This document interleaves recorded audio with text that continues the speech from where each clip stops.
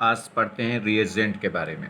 ठीक है कि इलेक्ट्रोफाइल्स, न्यूक्लियोफाइल्स, न्यूक्लियोफिलिसिटी, इलेक्ट्रोफिलिसिटी क्या होती है और ये कैसे अब किसी भी रिएक्शन में इन्वॉल्व होते हैं। ठीक है, देखिए रिएजेंट में तीन कैटेगरी होंगी, एक इलेक्ट्रोफाइल्स, एक न्यूक्लियोफाइल्स और एक एम्बीफाइल्स। ठीक है, एक एक करके देखते हैं तीनों को। तो रिएजेंट्स, रिएजेंट्स मतलब क्या होगा, देख कोई भी केमिकल रिएक्शन होगी तो उसमें दो पार्ट होते हैं, रिएक्टेंट और प्रोडक्ट। रिएक्टेंट और प्रोडक्ट। रिएक्टेंट में दो साइड होते हैं, एक रिएक्टेंट साइड में दो सब्सटेंस होंगे, एक सबस्ट्रेट और एक रिएजेंट। सबस्ट्रेट क्या है, वो सब्सटेंस जिस पे रिएक्शन होगी, जिस पे अटैकिंग होगी। ठीक है, तो जिस पे अटैकिंग होती है वो कहलाता है सबस्ट्रेट, और जो अटैक करता है वो कहलाता है रिएजेंट। क्लियर हुई बात। किसी भी केमिकल रिएक्शन में दो पार्ट होंगे, रिएक्टेंट और प्रोडक्ट। ठीक है, रिएक्टेंट कन्वर्ट होगा किसमें, प्रोडक्ट में। रिएक्टेंट में फर्दर दो पार्ट होते हैं, एक होगा सबस्ट्रेट और एक होता है रिएजेंट। सबस्ट्रेट वो पार्ट है, रिएक्टेंट का वो पार्ट है जिस पे अटैकिंग होती है, और रिएजेंट वो पार्ट है रिएक्टेंट का जो अटैक करता है। ठीक है, तो जो अटैकिंग सब्सटेंस है वो क्या कहलाएगा, रिएजेंट, किसका, रिएक्टेंट का। और ये तीन टाइप के होते हैं, इनकी अगर हम टाइप देखें तो इलेक्ट्रोफाइल्स, न्यूक्लियोफाइल्स और एम्बीफाइल्स। ठीक, तो सबसे पहले देखते हैं इलेक्ट्रोफाइल्स के बारे में। इलेक्ट्रोफाइल्स इसे रिप्रेजेंट करते हैं ई प्लस से। इलेक्ट्रो का मतलब होता है इलेक्ट्रॉन और फाइल का मतलब होता है लविंग। तो इलेक्ट्रॉन लविंग मतलब जो इलेक्ट्रॉन को क्या करे, अट्रैक्ट करे, वो क्या कहलाएगा, इलेक्ट्रोफाइल्स। अब इलेक्ट्रॉनों को अट्रैक्ट कौन करेगा, जिस पे इलेक्ट्रॉनों की कमी होगी, जिस पे जो इलेक्ट्रॉन डेफिशिएंट होगा। जिस पे इलेक्ट्रॉनों की कमी है, जो इलेक्ट्रॉन डेफिशिएंट है, वही तो क्या करेगा, इलेक्ट्रॉनों को अट्रैक्ट करेगा, या कह सकते हैं पॉजिटिवली चार्ज्ड। ठीक, चलिए तो देखिए, तो इलेक्ट्रोफाइल्स का मतलब हो गया इलेक्ट्रॉन लविंग, जो इलेक्ट्रॉनों को क्या करें, अट्रैक्ट करें, और इलेक्ट्रॉनों को अट्रैक्ट वही करता है जिस पे इलेक्ट्रॉनों की कमी हो, यानी कि जो इलेक्ट्रॉन डेफिशिएंट है वो क्या कहलाते हैं, इलेक्ट्रोफाइल्स, और इसे इंडिकेट करते हैं ई प्लस से। तो क्या हुआ electrophiles, electron loving species are known as electrophiles. तो जो इलेक्ट्रॉन लविंग स्पेसीज हैं वो क्या कहलाएंगे, इलेक्ट्रोफाइल्स कहलाएंगे, या दूसरे तरीके से कह सकते हैं जो स्पेसीज इलेक्ट्रॉनों को क्या कर लें, एक्सेप्ट कर लें, कैप्चर कर लें, वो क्या कहलाएंगे, इलेक्ट्रोफाइल्स। ठीक, ये ऐसे कहें, ऐसा स्पेसीज जो क्या करे, ऐसे पॉइंट की तरफ भागे, ऐसे पॉइंट की तरफ भागे, या ऐसे एटम की तरफ भागे जिस पे इलेक्ट्रॉनों की डेंसिटी ज्यादा हो, जिस पे एक्सेस ऑफ इलेक्ट्रॉन हो, उसकी तरफ भागे, क्या बोलते हैं उसे, इलेक्ट्रोफाइल्स। मतलब इलेक्ट्रॉनों को क्या करेगा, लविंग करेगा। चलिए दूसरा, इसी बात को दूसरे तरीके से कह सकते हैं, electron deficient species are known as electrophiles. तो जिन पे इलेक्ट्रॉनों की कमी हो वही क्या करेंगे, इलेक्ट्रॉनों को लव करेंगे, इलेक्ट्रॉनों की तरफ भागेंगे, तो क्या कहलाएंगे, electron deficient species are known as electrophiles. Clear, not point. all the Lewis acid all the Lewis acid are electrophiles, but all the electrophiles are not Lewis acid। अब लुइस एसिड समझिए क्या है। लुइस एसिड तो वो है जो क्या करे, इलेक्ट्रॉन पेयर को एक्सेप्ट कर ले, जो इलेक्ट्रॉन पेयर को एक्सेप्ट कर सकता हो, जिसके पास इलेक्ट्रॉन पेयर को एक्सेप्ट करने की एबिलिटी हो, टेंडेंसी हो, वो क्या कहलाता है, लुइस एसिड। इलेक्ट्रॉन पेयर मतलब कम से कम दो इलेक्ट्रॉनों को क्या करे, एक्सेप्ट करे, तो वो क्या कहलाएगा, लुइस एसिड। मगर इलेक्ट्रोफाइल क्या है, इलेक्ट्रोफाइल वो है जो इलेक्ट्रॉनों को एक्सेप्ट करे, एक इलेक्ट्रॉन को, दो इलेक्ट्रॉन को, तीन इलेक्ट्रॉन को। आगे बात समझ में। तो अगर हम बात करें जो सब्सटेंस इलेक्ट्रॉन पेयर यानी कि दो इलेक्ट्रॉन को एक्सेप्ट कर सके, वो तो क्या कहलाएगा, लुइस एसिड। मगर जो दो इलेक्ट्रॉनों को एक्सेप्ट करे वो इलेक्ट्रोफाइल भी है, और जो एक इलेक्ट्रॉन को एक्सेप्ट करे वो भी इलेक्ट्रोफाइल है। तो अगर जो एक इलेक्ट्रॉन को एक्सेप्ट कर रहा है तो वो लुइस एसिड नहीं हो सकता। तो इसका मतलब लुइस एसिड क्या हो गया, लुइस एसिड जो होगा वो सब्सटेंस कहलाता है जो क्या करे, इलेक्ट्रॉन पेयर को एक्सेप्ट करे। इलेक्ट्रॉन पेयर को एक्सेप्ट करने का मतलब इलेक्ट्रॉन तो एक्सेप्ट कर ही रहा है, तो जितने भी लुइस एसिड होंगे वो सब के सब क्या होंगे, इलेक्ट्रोफाइल्स होंगे। मगर जो इलेक्ट्रोफाइल्स है वो लुइस एसिड हो भी सकता और नहीं भी। जैसे अगर हम बात करें किसी के आउटर मोस्ट में कितने इलेक्ट्रॉन है, 6, तो उस ऑक्टेट कंप्लीट करने के लिए कितने इलेक्ट्रॉनों की जरूरत है, 2 की। तो दो इलेक्ट्रॉनों को एक्सेप्ट करेगा, इलेक्ट्रॉन एक्सेप्ट करे तो इलेक्ट्रोफाइल्स, और दो इलेक्ट्रॉन एक्सेप्ट करे तो लुइस एसिड भी है। तो इलेक्ट्रोफाइल्स भी है और लुइस एसिड भी है। किसी के आउटर मोस्ट में कितने इलेक्ट्रॉन हो जाए, 7, तो ऑक्टेट तो कंप्लीट नहीं है, तो इलेक्ट्रॉनों की कमी है। ठीक है, तो कितने इलेक्ट्रॉन एक्सेप्ट करेगा अपने ऑक्टेट कंप्लीट करने के लिए? 1, और 1 इलेक्ट्रॉन एक्सेप्ट करा तो इलेक्ट्रोफाइल्स, मगर एक ही इलेक्ट्रॉन एक्सेप्ट कर रहा है, लोन पेयर को एक्सेप्ट नहीं कर सकता, 2 इलेक्ट्रॉन को एक्सेप्ट नहीं कर सकता, क्योंकि उसके आउटर मोस्ट में 7 इलेक्ट्रॉन है, उसे सिर्फ 1 इलेक्ट्रॉन की जरूरत है, तो वो इलेक्ट्रॉन पेयर को एक्सेप्ट नहीं करेगा, सिर्फ 1 इलेक्ट्रॉन को एक्सेप्ट करेगा, तो वो उस कंडीशन में इलेक्ट्रोफाइल तो होगा मगर लुईस एसिड नहीं होगा। क्लियर हो गई बात? तो जो लुईस एसिड है वो इलेक्ट्रोफाइल तो होंगे ही होंगे, मगर जो इलेक्ट्रोफाइल है वो लुईस एसिड हो भी सकते हैं और नहीं भी हो सकते। आगे बात समझ में कि नहीं आए? क्लियर हुई? जरा तो देखिए, तो लुईस एसिड क्या है? लुईस एसिड वह है जो इलेक्ट्रॉन पेयर को एक्सेप्ट करे। ठीक है, तो इलेक्ट्रॉन पेयर एक्सेप्टर क्या कहलाएगा? Lewis acid. और जो इलेक्ट्रॉन को एक्सेप्ट करे, ठीक है, जो इलेक्ट्रॉन को एक्सेप्ट करे 1 2 3 4, आ रही बात समझ में नहीं, वो क्या कहलाएगा? इलेक्ट्रोफाइल्स। तो लुईस एसिड के लिए पेयर का होना जरूरी है, इलेक्ट्रॉन पेयर को एक्सेप्ट करना चाहिए, एक इलेक्ट्रॉन से बात नहीं बनेगी। नेक्स्ट, तो देखिए कैसे पहचानेंगे कि कौन इलेक्ट्रोफाइल्स है कौन नहीं है, तो इसकी पहचान कैसे होगी?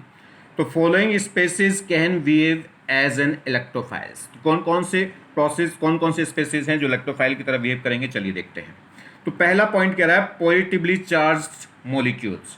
Positively charge molecule with incomplete octet और वैकेंट और with vacant orbital can behave as a electrophiles. ऐसा कोई भी स्पेसिस जिस पे क्या हो? पॉजिटिव चार्ज हो, किसके साथ? इनकम्प्लीट ऑक्टेट के साथ, या कहें वैकेंट ऑर्बिटल के साथ। ठीक है, तो देखिए अगर जिस भी मॉलिक्यूल्स के अंदर किसी भी एटम पे अगर क्या है प्लस चार्ज है, और उस प्लस चार्ज के साथ में या तो उसका इनकम्प्लीट ऑक्टेट है, उसका ऑक्टेट कंप्लीट ना हो, या फिर कंप्लीट ऑक्टेट हो मगर साथ में क्या हो? वैकेंट ऑर्बिटल हो। क्लियर होगी बात? तो ऐसा कोई भी स्पेसिस जिस पे पॉजिटिव चार्ज के साथ में क्या हो? वैकेंट ऑर्बिटल हो या इनकम्प्लीट ऑक्टेट हो, वो क्या कहलाएगा? इलेक्ट्रोफाइल्स कहलाएगा। एक तो पॉजिटिव चार्ज है, पॉजिटिव चार्ज का मतलब है इनकम्प्लीट ऑक्टेट। क्या ऐसा भी हो सकता है कि किसी पे प्लस और ऑक्टेट कंप्लीट हो जाए? बिल्कुल हो सकता है। ऑक्सीजन ऐसे हो सकता है, ऑक्सीजन के जो प्लस आएगा उस पर वैकेंट ऑर्बिटल, उसका ऑक्टेट कंप्लीट हो, प्लस आने के बावजूद भी एन पे भी हो सकता है ऐसा। ठीक है, हाँ कार्बन क्या है, अगर कार्बन पे प्लस आ गया तो समझ लीजिए इसके पास वैकेंट ऑर्बिटल होगी, इसका ऑक्टेट कंप्लीट नहीं होगा। तो इस टाइप का अगर हमारे पास कोई मॉलिक्यूल्स है जिस पे पॉजिटिव चार्ज है और इनकम्प्लीट ऑक्टेट है, तो वो क्या होंगे? स्ट्रॉन्ग इलेक्ट्रोफाइल कहलाते हैं। क्यों? इनका ऑक्टेट कंप्लीट नहीं है, पहली बात तो इलेक्ट्रॉनों की कमी है, और साथ में प्लस चार्ज है। प्लस चार्ज का मतलब क्या है? इनके पास क्या है? उधार है, यानी कि लोन है किसी का। ठीक है, लोन है तो लोन उतारना है, तो क्या करना है? इलेक्ट्रॉन कहीं ना कहीं से लाने ही है, कमा के लाने, चुरा के लाने, जैसे भी करना वैसे करना है, लाने हैं, क्योंकि ये जो बोझ है, ये प्लस चार्ज का जो बोझ है, ये हमें हटाना है। ठीक है, तो इसका इनकम्प्लीट ऑक्टेट है, इसे बहुत स्ट्रांगली क्या चाहिए? इनकम्प्लीट ऑक्टेट और साथ में प्लस है, तो क्या हो गया? इस पे डेफिशिएंसी बहुत ज़्यादा हाई है, या कह सकते हैं इस अपने प्लस चार्ज को रिमूव करने के लिए, क्योंकि कोई भी एटम, कोई भी चार्ज क्या करेगा? प्लस हो या माइनस हो, वो अनस्टेबिलिटी जनरेट करता है। तो ये क्या है? हाईली अनस्टेबल हो रहा है, तो फटाक से अपने आप को स्टेबल करने के लिए क्या करेगा? इलेक्ट्रॉन को कैप्चर करेगा। तो इसकी जो भूख है वो बहुत ज़्यादा है, या कह सकते हैं इलेक्ट्रॉनों को कैप्चर करने वाली इसकी जो नेचर है वो कैसी है? डाकू की है।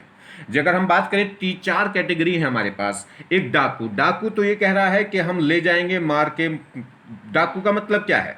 देखिए डाकू क्या करेगा? डाकू झुंड में आते हैं और दिन में रात में, और ऐसा नहीं कि दुवक्त आएंगे, खुलेआम आएंगे और क्या करेंगे? सब कुछ तहस नहस करके लूट के ले जाएंगे। ठीक, उन्हें इस बात की परवाह नहीं कि कोई देख रहा है कि नहीं देख रहा, क्योंकि वो आते इतनी संख्या में है कि कोई देख भी रहा है तो वो खुद उल्टा दुबक जाएगा। आगे बात समझ में? तो इनकी क्या है? इनकी डिमांड, इनकी लूट तखड़ी है। तो कह सकते हैं ये हाई कैटेगरी के इलेक्ट्रोफाइल है, किस नेचर के? डाकू वाली।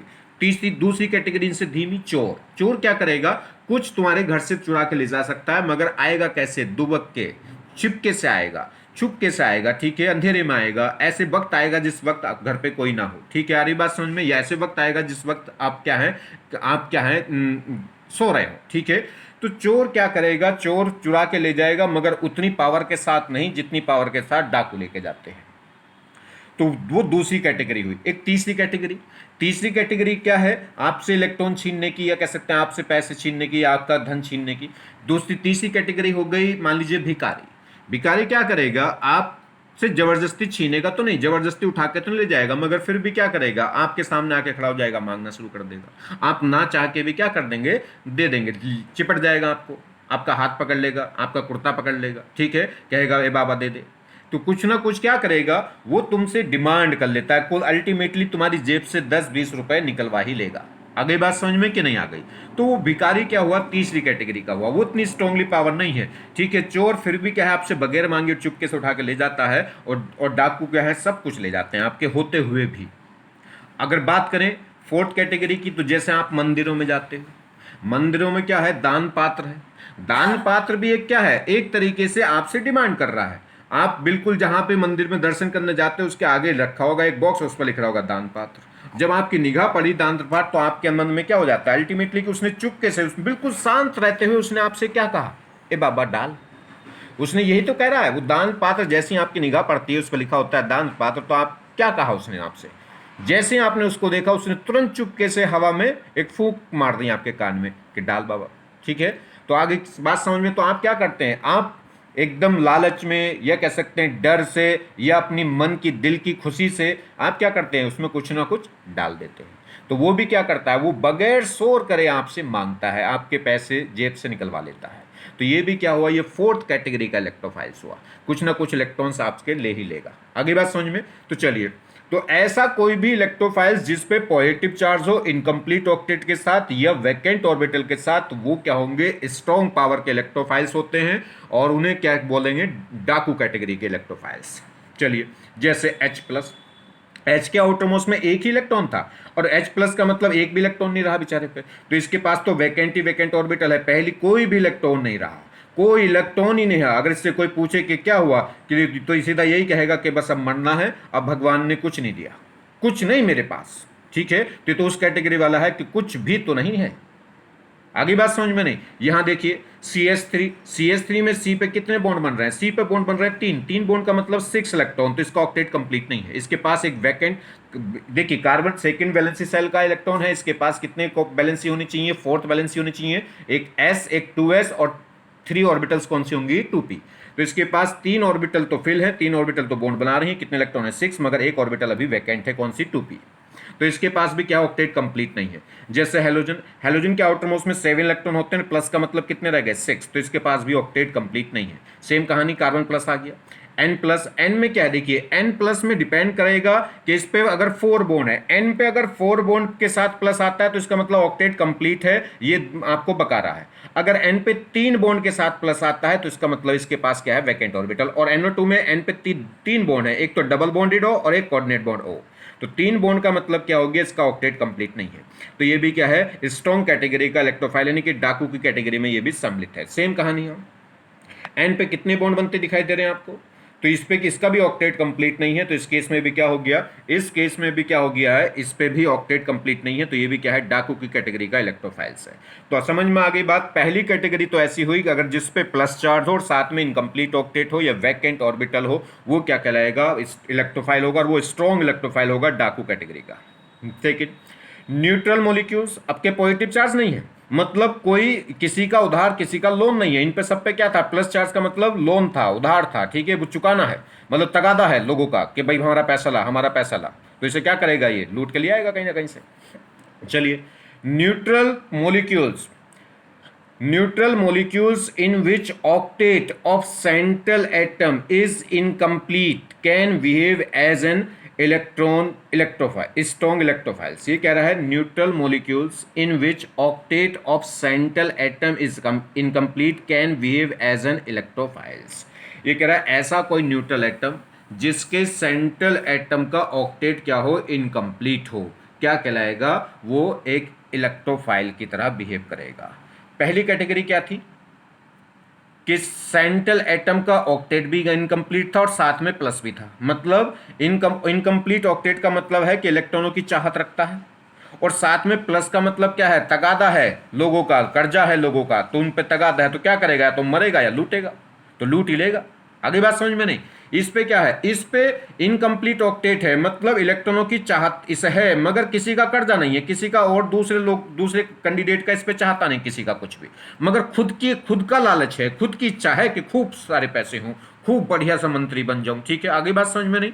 तो इसकी खुद की चाहत है क्योंकि ऑक्टेट कंप्लीट नहीं है। जैसे BF3 बी के आउटर मोस्ट में कितने इलेक्ट्रॉन होते हैं? 3, तीनों की शेयरिंग करके कितने इलेक्ट्रॉन कर पाएगा? 6। अभी भी इनकम्प्लीट ऑक्टेट, इसके पास एक वैकेंट ऑर्बिटल है। वैकेंट ऑर्बिटल क्यों? क्योंकि ये सेकंड पीरियड का है और सेकंड पीरियड में बैलेंसी सेल में कितनी ऑर्बिटल होती हैं? 4, एक एस और 3 पी।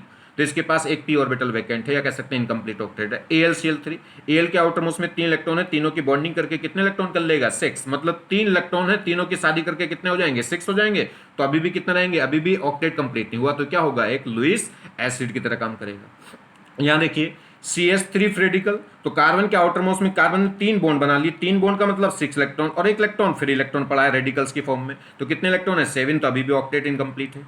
यहां देखिए R, तो इस टाइप की कोई भी R फ्री रेडिकल हो, ठीक है, या X फ्री रेडिकल हो, X के आउटर मोस्ट में कितने इलेक्ट्रॉन हो गए? तो यहां भी क्या हो गया? तो ये सब क्या होंगे? इनके पास इनकम्प्लीट ऑक्टेट है। अगर हम बात करें तो इनके पास 6 इलेक्ट्रॉन है, इनके आउटर मोस्ट में 7 इलेक्ट्रॉन है, इनको भी इलेक्ट्रॉनों की कमी है, इनके पास भी इलेक्ट्रॉन की कमी है, इनका भी ऑक्टेट कंप्लीट नहीं, इनका भी कंप्लीट नहीं। तो सबके सब इलेक्ट्रोफाइल्स हैं।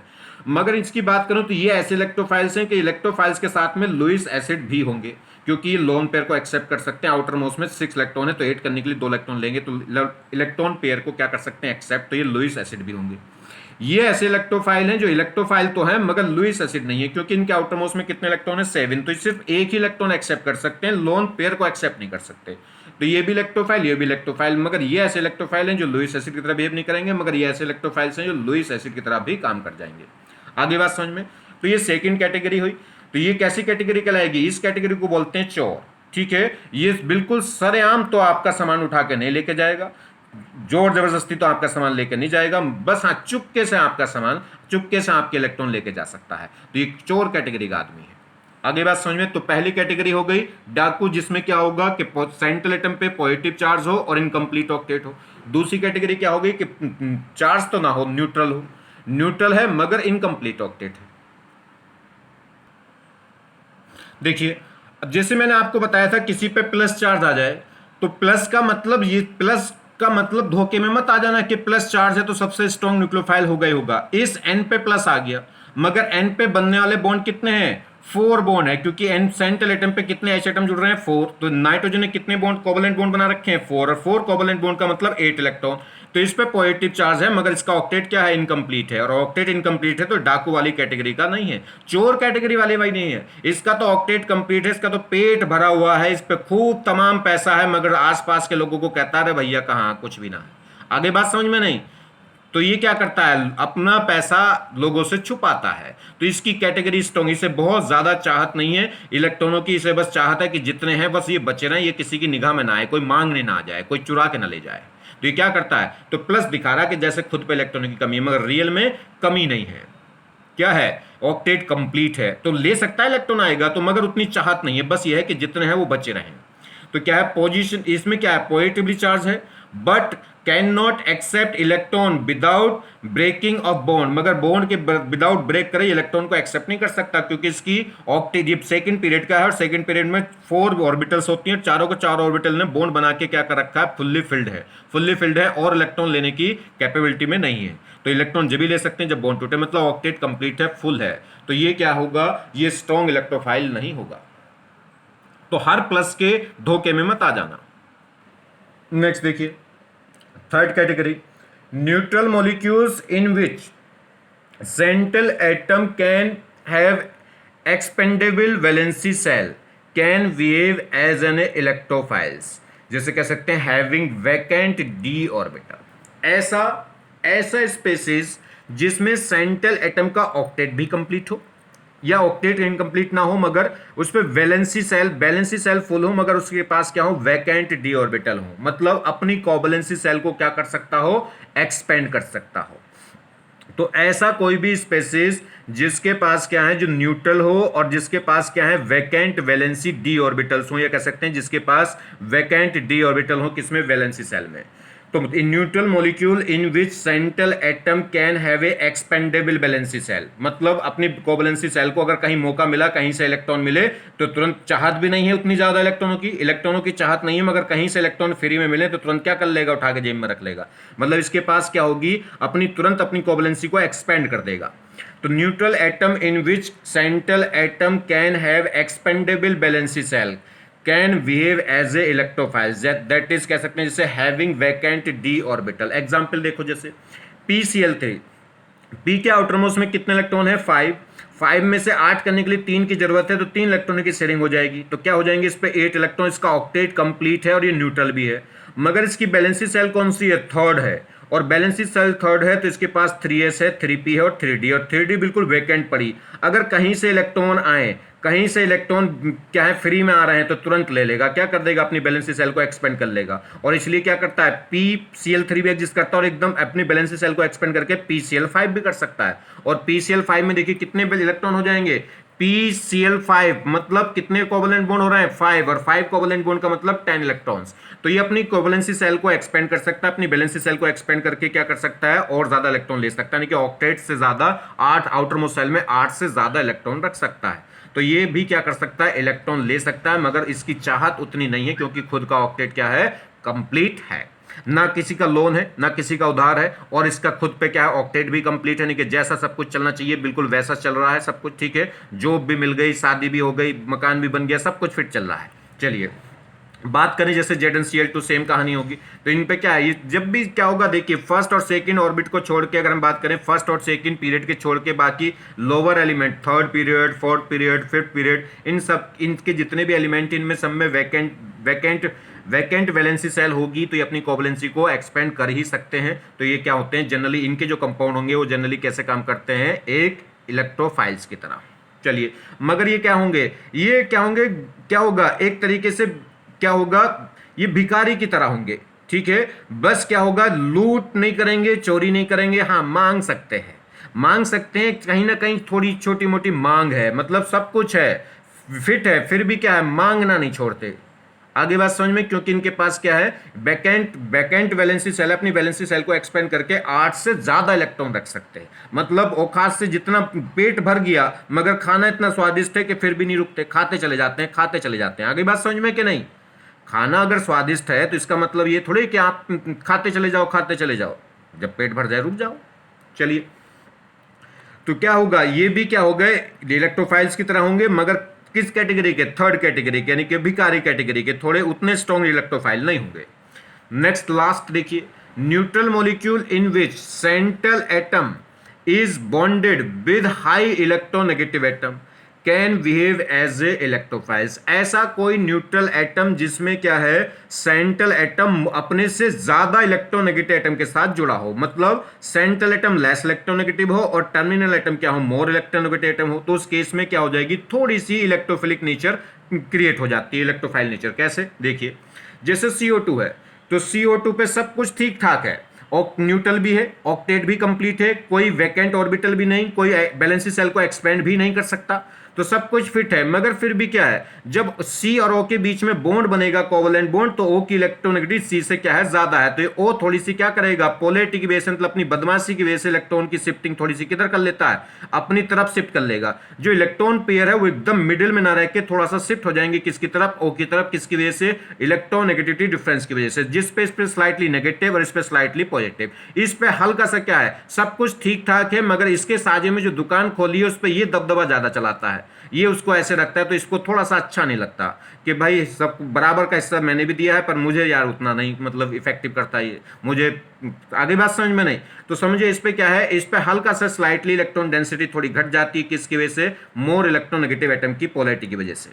तो ये स्लाइटली क्या होगा? Positive charge. तो ये क्या हो गया? एक तरीके से दान पात्र वाला सिस्टम हो गया। तो क्या करेगा? आपसे मुंह से कहता भी नहीं है, आपसे मुंह से कहता भी नहीं, मगर फिर भी इनडायरेक्ट वे में क्या कर रहा है? शांत रह के भी दान पात्र क्या करता है? आपसे मांगता है और आपकी जेब से कुछ ना कुछ पैसे निकलवा ही लेता है।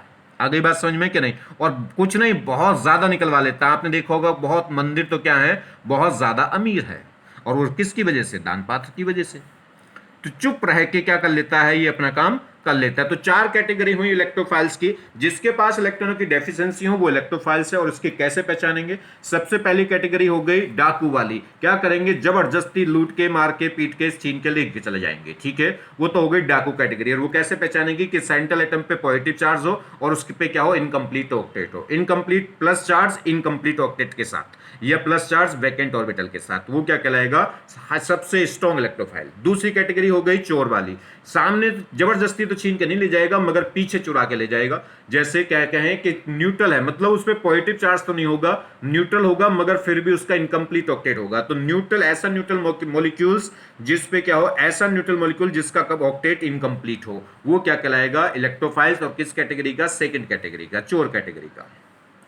तीसरी कैटेगरी, न्यूट्रल एटम भी हो, ऑक्टेट भी कंप्लीट हो, मगर फिर भी क्या है, अपनी वैलेंसी सेल को एक्सपेंड कर सकता हो। किसकी वजह से, वैलेंसी वैकेंट ऑर्बिटल की वजह से। वैलेंसी सेल वैकेंट ऑर्बिटल की वजह से अपनी कोवलेंसी को एक्सपेंड करके आउटर मोस्ट में 8 से ज्यादा इलेक्ट्रॉन रख सकता हो। तो ये भी क्या कहलाएगा, एक इलेक्ट्रोफाइल। अगर कहीं से इसे इलेक्ट्रॉन मिलेंगे तो एक्सपेंड हो जाएगा।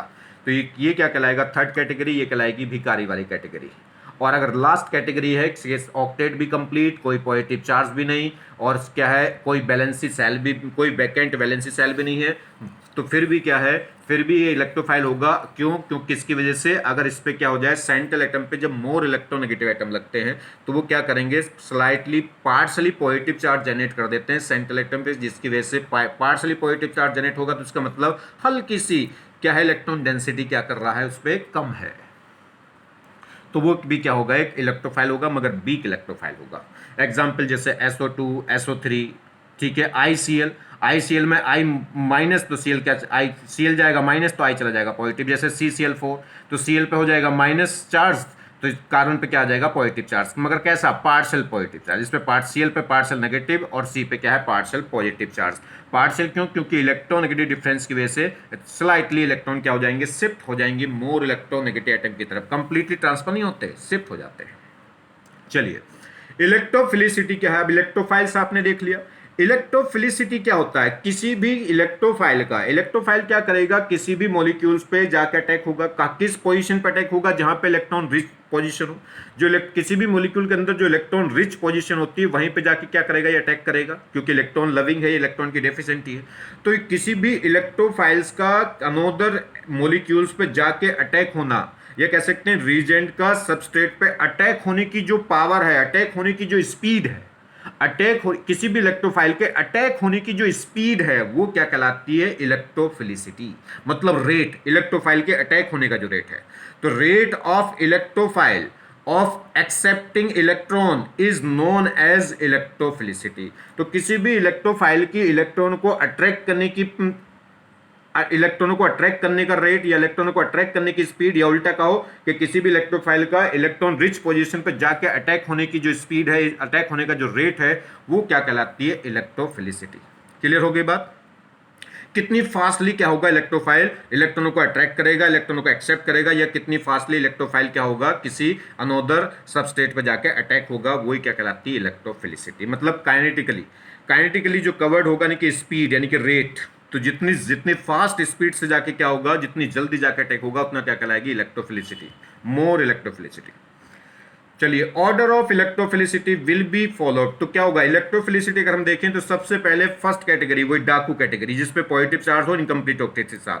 उसके बाद क्या होगा, सेकंड कैटेगरी क्या थी, न्यूट्रल हो मगर इनकम्प्लीट ऑक्टेट हो। फिर उसके बाद थर्ड कैटेगरी मैंने आपको क्या बताई थी, थर्ड कैटेगरी बताई थी कि न्यूट्रल हो, कंप्लीट ऑक्टेट भी हो, मगर क्या हो, बैकेंट ऑर्बिटल हो बैलेंसी सेल में, जिससे अपनी कोवलेंसी को क्या कर सके, एक्सपेंड कर सके। और फोर्थ कैटेगरी क्या हो गई, जिसमें सेंट्रल एटम पे क्या हो जाए, पार्शियल पॉजिटिव चार्ज आ जाए, किसकी वजह से, मोर इलेक्ट्रोनेगेटिव एटम की वजह से।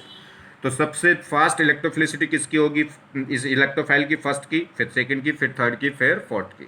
तो जितनी जल्दी जाके इलेक्ट्रोफाइल अटैक करेगा, या जितनी जल्दी इलेक्ट्रोफाइल इलेक्ट्रॉनों को एक्सेप्ट करेगा, उतना है क्या कहलाएगा, मोर इलेक्ट्रोफिलिसिटी। चलिए, अब बात करते हैं न्यूक्लियोफाइल NU माइनस से दिखाएंगे। न्यूक्लियो मतलब न्यूक्लियस, फाइल मतलब लविंग। जो न्यूक्लियस को क्या करे, लविंग करे, अट्रैक्ट करे। न्यूक्लियस मतलब पॉजिटिवली चार्ज। तो पॉजिटिवली चार्ज किसको अट्रैक्ट करेगा, तो न्यूक्लियोफिलिक, यानी कि जो न्यूक्लियस क्या हो, लविंग हो, जो न्यूक्लियस को लविंग करे, मतलब जो प्लस चार्ज को अट्रैक्ट करे। और प्लस चार्ज को अट्रैक्ट कौन करेगा, जिस पे नेगेटिव चार्ज हो। और नेगेटिव चार्ज किस पे होगा, जिस पे एक्सेस ऑफ इलेक्ट्रॉन हो, जिस पे इलेक्ट्रॉनों की अधिकता हो, जिस पे इलेक्ट्रॉनों की भरमार हो, वो क्या करेगा, पॉजिटिव को अट्रैक्ट करेगा। पॉजिटिव मतलब न्यूक्लियस को। तो न्यूक्लियो मतलब न्यूक्लियस, और न्यूक्लियस मतलब पॉजिटिवली चार्ज। न्यूक्लियस में क्या होते हैं, प्रोटॉन और न्यूट्रॉन। तो पॉजिटिवली चार्ज, और पॉजिटिव चार्ज को, पॉजिटिवली न्यूक्लियस को जो अट्रैक्ट करे उसे बोलते हैं न्यूक्लियोफाइल्स, यानी कि जो प्लस चार्ज को अट्रैक्ट करे उसे बोलते हैं न्यूक्लियोफाइल्स। और प्लस चार्ज को कौन अट्रैक्ट करेगा, जिस पे एक्सेस ऑफ इलेक्ट्रॉन्स, यानी कि जिस पे नेगेटिव चार्ज हो। चलिए, the species which are nucleus loving are known as nucleophile. तो ऐसा स्पेसीज जो न्यूक्लियस को लविंग करे, अट्रैक्ट करे, क्या कहलाएगा? न्यूक्लियोफाइल्स। द स्पेसीज, ये दूसरे तरीके से कह सकते हैं, the species which make covalent bond with the atom other than the hydrogen using their negative charge, और ये कह सकते हैं lone pair, are known as a nucleophile. ये कह रहा है ऐसा कोई भी स्पेसीज जो न्यूक्लियस को अट्रैक्ट करे वो क्या कहलाएगा? न्यूक्लियोफाइल। ये दूसरे तरीके से कह रहा है, देखिए न्यूक्लियस को कौन अट्रैक्ट करेगा? न्यूक्लियस मतलब पॉजिटिव चार्ज को अट्रैक्ट कौन करेगा? नेगेटिवली चार्ज मतलब जिस पे एक्सिस ऑफ इलेक्ट्रॉन हो। तो कह रहा है ऐसा कोई भी स्पेसीज जिस पे इलेक्ट्रॉनों की अधिकता हो, एक्सिस हो, वो क्या कहलाएगा? न्यूक्लियोफाइल। और वो कौन होगा? जिस पे नेगेटिव चार्ज हो या जिस पे क्या हो? लोन पेयर हो, मतलब फ्री इलेक्ट्रॉन हो। नेगेटिव चार्ज होगा तो लोन पेयर होगा ही होगा, और अगर न्यूट्रल लोन पेयर है तो उसका मतलब उसके पास फ्री इलेक्ट्रॉन है जिन्हें वो क्या कर सकता है? डोनेट कर सकता है, जिससे वो क्या कर सकता है? किसी पॉजिटिव चार्ज को अट्रैक्ट कर सकता है। तो कह रहा है ऐसा कोई भी स्पेसीज जो किसी इलेक्ट्रोफाइल्स पे क्या कर जाए? अटैक कर जाए, या कह सकते हैं ऐसी पोजीशन पर अटैक कर जाए जहां पे इलेक्ट्रॉन डेंसिटी क्या हो? कम हो, और साथ में अटैक करने के बाद बॉन्ड भी बनाए, वो क्या कहलाएगा? न्यूक्लियोफाइल। मगर किसको छोड़ के? H+ को। अगर H+ के साथ जाके जुड़ा, H+ को अट्रैक्ट करा, तो फिर वो न्यूक्लियोफाइल नहीं, फिर वो बेस कहलाएगा। जो सब्सटेंस H+ को एक्सेप्ट करते हैं वो बेस होते हैं। तो ध्यान रखना, ऐसा कोई भी स्पेसीज जो क्या करे? किसी भी कैटायन से जाके अटैक हो जाए, वो क्या कहलाता है? न्यूक्लियोफाइल। मगर एक्सेप्ट देन H+ को छोड़ के किसी भी कैटायन के साथ जाके अटैच होगा तो वो क्या कहलाएगा? न्यूक्लियोफाइल। क्योंकि अगर उसने क्या करा? H+ के साथ जुड़ गया तो फिर वो क्या होगा? फिर वो क्या हो जाएगा? बेस हो जाएगा। जनरली ऑर्गेनिक में हम क्या पढ़ते हैं? देखिए डेफिनेशन तो न्यूक्लियोफाइल की यही है, ऐसा कोई भी स्पेसीज जो क्या हो जाए? किसी भी कैटायन से जाके जुड़ जाए तो वो न्यूक्लियोफाइल्स, एक्सेप्ट देन H+। मगर हम क्या करेंगे? हमारे पास ऑर्गेनिक केमिस्ट्री हम पढ़ रहे हैं, ऑर्गेनिक केमिस्ट्री में जनरली जो कैटायंस है वो कौन मिलेंगे? C+ carbocation. तो कार्बोकैटायन पे अगर, तो ऐसे समझिए, अगर कोई भी क्या है, कोई भी स्पेसीज अगर कार्बन कैटायन पे जाके जुड़ा तो क्या कहलाएगा? कार्बन कैटायन पे जाके अटैक हुआ और साथ में बॉन्ड भी बनाए तो वो क्या कहलाएगा? वो कहलाएगा न्यूक्लियोफाइल। और जो सब्सटेंस क्या करे? H+ के साथ जाके अटैच हो या H+ को एक्सेप्ट कर ले, वो बेस है। तो ध्यान दीजिए, H+ के साथ जो जाके जुड़ेगा वो बेस, और जो H+ के अलावा किसी भी कैटायन पे जाके जुड़े वो क्या होगा? न्यूक्लियोफाइल। और वो कौन हो सकता है? जिस पे नेगेटिव चार्ज हो या जिस पे क्या हो? लोन पेयर हो। क्योंकि अटैक होने के लिए क्या होगा? अटैक होना, देखिए न्यूक्लियोफाइल सिर्फ अटैक ही नहीं होता, बॉन्ड भी बनाता है कार्बन कैटायन के साथ। तो इतनी सी सिंपल सी बात याद रखो, ऐसा स्पेसीज जो क्या करे? किसी भी कैटायन के साथ कैटायन पे अटैक हो, या कह सकते हैं कैटायन को इलेक्ट्रॉन रिलीज करे और साथ में बॉन्ड भी बनाए। कौन सा? Covalent bond. तो वो क्या कहलाएगा? न्यूक्लियोफाइल। तो वो इसने कहा है the species which make covalent bond, देखिए कोवलेंट बॉन्ड भी बना रहा है, तो species which make covalent bond with the atom other then hydrogen atom के अलावा किसी भी एटम के साथ जो कोवलेंट बॉन्ड बनाए, यूजिंग क्या यूज करके? यूजिंग देयर नेगेटिव चार्ज, या तो अपना नेगेटिव चार्ज यूज करके और या अपने लोन पर यूज करके, आर नोन एज न्यूक्लियोफाइल। तो ऐसा कोई भी स्पेसीज जो क्या करे? अपना नेगेटिव चार्ज यूज करके या अपने लोन पर यूज करके कोवलेंट बॉन्ड बनाए किसी भी एटम के साथ एक्सेप्ट देन हाइड्रोजन, क्या कहलाता है? Nucleophile. The species which can attack on the positively charged carbon are known as nucleophile। तो ये बिल्कुल सिंपल से लैंग्वेज में कह दिया। कार्बन कैटायन क्यों बोल दिया? क्योंकि ऑर्गेनिक में जो कार्बन कैटायन है, ऑर्गेनिक में जो कैटायन होगा वो जनरली कार्बन ही होता है। तो अगर हम ऑर्गेनिक की डेफिनेशन दें, ऑर्गेनिक के बेसिस पर अगर न्यूक्लियोफाइल की डेफिनेशन दें, देखिए ओवरऑल डेफिनेशन तो ये हो गई कि ऐसा कोई भी स्पेसीज जो किसी कैटायन से जाके कोवलेंट बॉन्ड बना ले वो क्या कहलाएगा? न्यूक्लियोफाइल। मगर ऑर्गेनिक के लिए अगर हम डेफिनेशन दें तो ऐसा कोई भी स्पेसीज जो कोवलेंट बॉन्ड बनाए किसके साथ? कार्बोकैटायन के साथ, तो वो क्या कहलाएगा? न्यूक्लियोफाइल। तो the species which can attack on positively charge carbon are known as nucleophile. Note point, the species which attack on H+ are known as base. और जो H+ से अटैक करेगा, H+ पे अटैक करेगा, वो क्या कहलाएगा? बेस कहलाएगा। देखिए जी, following species can behave as a nucleophile. अब हम कैसे पहचानेंगे कि कौन कौन स्पेसीज हैं जो न्यूक्लियोफाइल की तरह बिहेव करेंगे? तो पहले कैटेगरी पहली पहचान क्या होगी? देखिए, which are carrying negative charge can behave as a nucleophile. तो अगर जो भी क्या होगा, ऐसा कोई भी स्पेसीज हो जिसपे क्या हो? नेगेटिव चार्ज हो, वो कैसे बिहेव कर सकता है? न्यूक्लियोफाइल की तरह बिहेव कर सकता है। दूसरा, species in which atom is carrying lone pair can behave as a nucleophile, या कोई भी ऐसा स्पेसीज हो जिसपे क्या हो, लोन पेयर हो, वो अपने लोन पेयर को डोनेट करके क्या बना सकता है, कोवलेंट बॉन्ड बना सकता है, और कोवलेंट बॉन्ड बना सकता है तो क्या होगा, nucleophile. Species which are carrying pi bond can behave as a nucleophile. Pi bond हो, देखिए या तो नेगेटिव चार्ज इलेक्ट्रॉन डोनेट कर दे, या लोन पेयर से इलेक्ट्रॉन डोनेट कर दे, और या फिर क्या होगा, पाई बॉन्ड अगर उसके पास होंगे तो पाई बॉन्ड वीक बॉन्ड होते हैं, अगर कहीं इलेक्ट्रॉनों की जरूरत पड़ेगी तो तुरंत अपने पाई बॉन्ड क्या कर देता है, तुरंत अपने पाई बॉन्ड ब्रेक करके क्या करेगा, इलेक्ट्रॉनों को डोनेट कर देगा। मतलब जेब में पैसे तो नहीं है, जेब में पैसे तो नहीं है, देखिए इसके पास नेगेटिव का मतलब खुद जेब में रखे बैठा है घर पे ही, लोन पेयर का मतलब है पैसे हैं मगर घर पर नहीं है, बैंक में है, बैंक से निकाल कर दे देगा। और पाई बॉन्ड का मतलब क्या है, पैसे न घर पे न जेब में है न बैंक में है, मगर क्या है, घर पे भैंस बंधी है, भैंस बेच कर क्या कर देगा, तुरंत पैसे ले आएगा। चलिए, तो क्या हो गया, जिसके पास नेगेटिव चार्ज हो वो न्यूक्लियोफाइल होगा, या जिसके पास लोन पेयर हो वो न्यूक्लियोफाइल, या जिसके पास क्या हो, पाई बॉन्ड हो वो भी क्या होंगे, न्यूक्लियोफाइल, क्योंकि वो पाई इलेक्ट्रॉन को ब्रेक करके पाई इलेक्ट्रॉन क्या कर सकते हैं, रिलीज कर सकते हैं, और पाई इलेक्ट्रॉन रिलीज करके क्या बना सकते हैं, कोऑर्डिनेट बॉन्ड बना सकते हैं किसी कार्बन कैटायन के साथ। चलिए एग्जाम्पल, जैसे H माइनस, कोई भी माइनस हो, H minus, CH3 minus, NH2 minus, R minus, तमाम हो जाएंगे, R मतलब एल्काइल ग्रुप माइनस, कोई भी, X माइनस, मैक्स मतलब halogen, OH minus, RO minus, इसमें बहुत सारे हो जाएंगे, इथाइल, मिथाइल, प्रोपाइल, R कुछ भी हो सकता है, ETC। जैसे न्यूट्रल वाले हो गए, H2O, तो इसमें O के पास क्या है, लोन पेयर है, NH3 N के पास लोन पेयर है, एल्कोहल में O के पास लोन पेयर है, ETC। जैसे एल्कीन, एल्कीन में कार्बन कार्बन के बीच में पाई बॉन्ड है, बेंजीन, बेंजीन में भी क्या है, पाई बॉन्ड है, ETC। देखिए अब समझे, अब क्या बात है, अगर हम बात करें, समझिए, अब ये OH माइनस ये बेस की तरह भी काम कर सकता है और न्यूक्लियोफाइल की तरह भी। अगर ये क्या हुआ, किसी भी कार्बन कैटायन, किसी भी प्रोटॉन H प्लस, अगर ये किसी भी H प्लस के साथ जाके अटैक हुआ तो ये क्या कहलाएगा, बेस। और अगर ये किसी H प्लस के अलावा किसी भी प्लस से जाके जुड़ा तो क्या कहलाएगा, न्यूक्लियोफाइल। अगर कोई भी क्या हो गया, कोई भी स्पेसीज अगर क्या है, H प्लस के साथ कोवलेंट बॉन्ड बनाता है, या किसी भी कैटायन के साथ कोवलेंट बॉन्ड बनाता है H प्लस को छोड़ के, तो वो क्या कहलाएगा, न्यूक्लियोफाइल। और अगर H प्लस के साथ बॉन्ड बनाएगा तो वो क्या कहलाएगा, बेस। क्लियर। तो अगर इसने इसके साथ इस पर अटैक हुआ तो बेस, और इस पर अटैक हो रहा है, इसके अलावा किसी भी कैटायन पर अटैक हो रहा है तो वो क्या कहलाएगा, न्यूक्लियोफाइल। क्लियर हो गई बात, आप समझे। अब ये कैसे पता चलेगा कि कौन स्ट्रॉन्ग बेस है, कौन स्ट्रॉन्ग न्यूक्लियोफाइल है, न्यूक्लियोफिलिसिटी। न्यूक्लियोफिलिसिटी का मतलब क्या है, तो देखिए ये कह रहा है न्यूक्लियोफिलिसिटी, न्यूक्लियोफिलिसिटी मतलब अटैकिंग ऑफ न्यूक्लियोफाइल, कितनी स्पीड से न्यूक्लियोफाइल, जितनी ज्यादा स्पीड से न्यूक्लियोफाइल इसके साथ कोवलेंट बॉन्ड बनाएगा उतनी ज्यादा क्या कहलाएगी, न्यूक्लियोफिलिसिटी।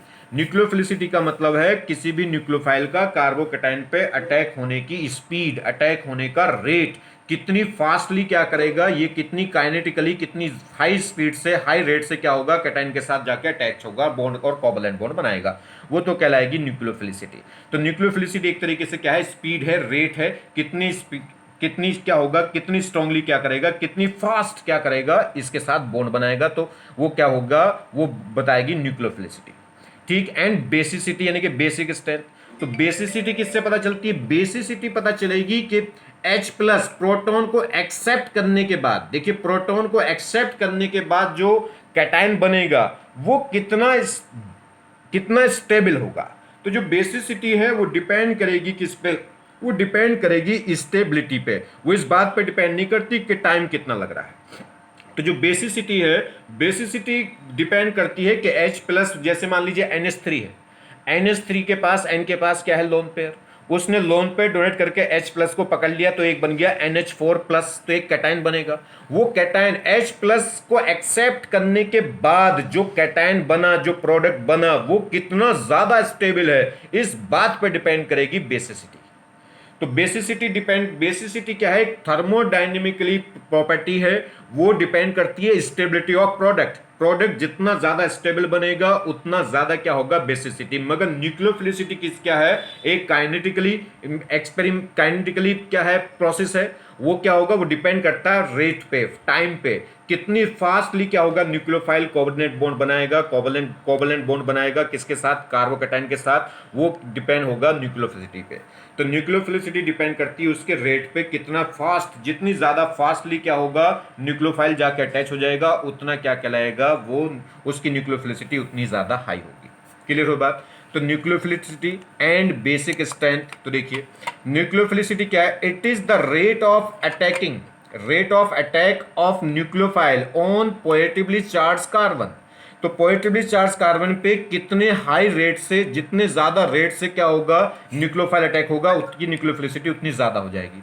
ये कह सकते हैं इन deciding strength of the nucleophile rate, और ये कह सकते हैं रेट है या कह सकते हैं, तो देखिए in deciding strength of nucleophile rate और time factor will be governing. ठीक है, तो जो न्यूक्लियोफिलिसिटी की जो स्ट्रेंथ है वो किससे कवर होगी, किससे गवर्न होगी, वो या तो रेट से, कितना ज्यादा रेट है, कह सकते हैं कितना कम टाइम, कितने कम टाइम में क्या हो गया न्यूक्लियोफाइल अटैक हो गया है।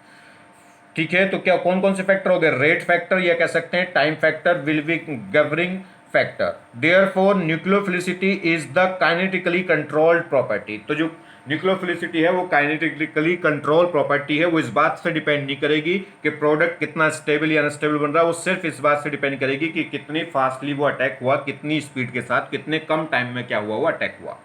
बेसिसिटी क्या है, it is defined as the tendency of base, it is defined as the tendency of base to attack on H plus.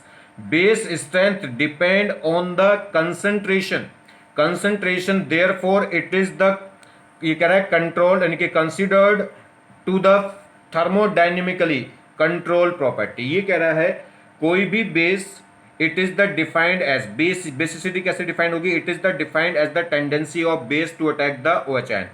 किसी भी बेस की OH आयन की तरफ अटैक करने की जो टेंडेंसी है वो कहलाती है बेसिसिटी। और जो बेसिसिटी है वो इस बात पर डिपेंड करेगी कि कितनी जो प्रोडक्ट बन रहा है वो उसकी कंसंट्रेशन कितनी ज़्यादा है, और कंसंट्रेशन ज़्यादा कब बनेगी, जितना वो ज़्यादा स्टेबल प्रोडक्ट बनेगा, जितना स्टेबल प्रोडक्ट बन रहा होगा उतनी ज़्यादा कंसंट्रेशन बनेगी, उतनी ज़्यादा क्या हो जाएगी बेसिसिटी।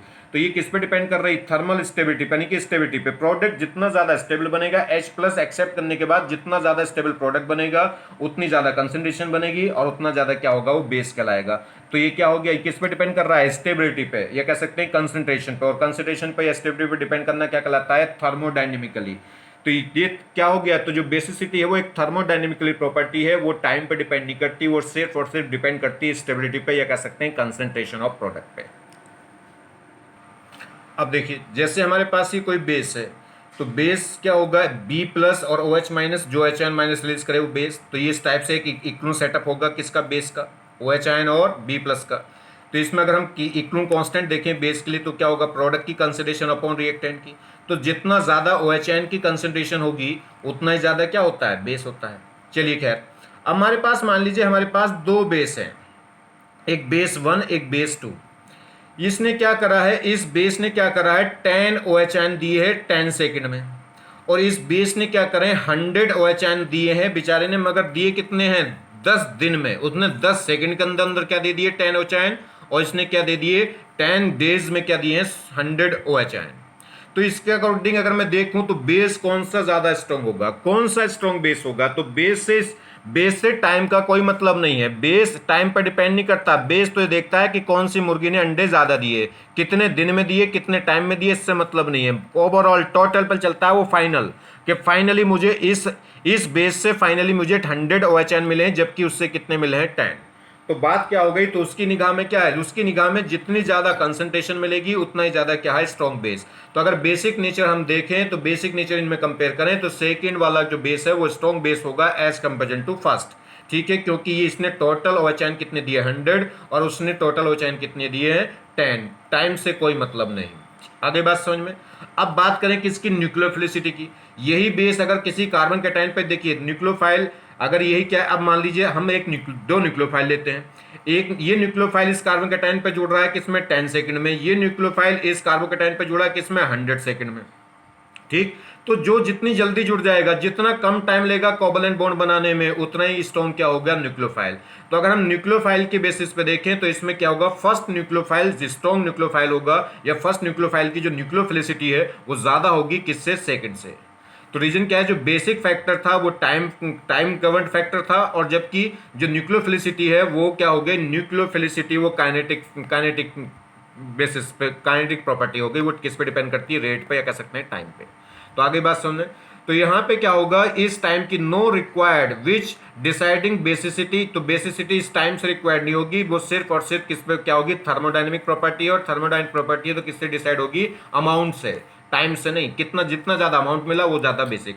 और जो क्या होगा, अगर न्यूक्लियोफिलिसिटी बात करें तो वो न्यूक्लियोफिलिसिटी जो फैक्टर है वो थर्मोडायनेमिकली नहीं, वो सिर्फ किस पे डिपेंड करेगा, टाइम पे, यानी कि काइनेटिकली प्रॉपर्टी होगी, जितना कम टाइम, जितना फास्ट, जितने कम टाइम में अटैक होगा वो क्या होगा, लगाएगा, उतनी ही स्ट्रॉन्ग न्यूक्लियोफिलिसिटी कहलाएगी उस न्यूक्लियोफाइल की। अब बड़ी इंपॉर्टेंट बात सुनिए, अब बेसिक स्ट्रेंथ में तो क्या है, बेसिक स्ट्रेंथ में क्या होगा, जो बेसिक नेचर का है, कोई भी हमारे पास मान लीजिए माइनस है, ओ माइनस है, ओ अगर हमारे पास कोई बेस है तो वो क्या करेगा, मान लीजिए कोई भी माइनस एटम है, कोई एनायनिक है, वो एनायन क्या करेगा, अगर उस एनायन ने इलेक्ट्रॉन डोनेट करे किसको, H प्लस को, तो वो कहलाएगा बेस।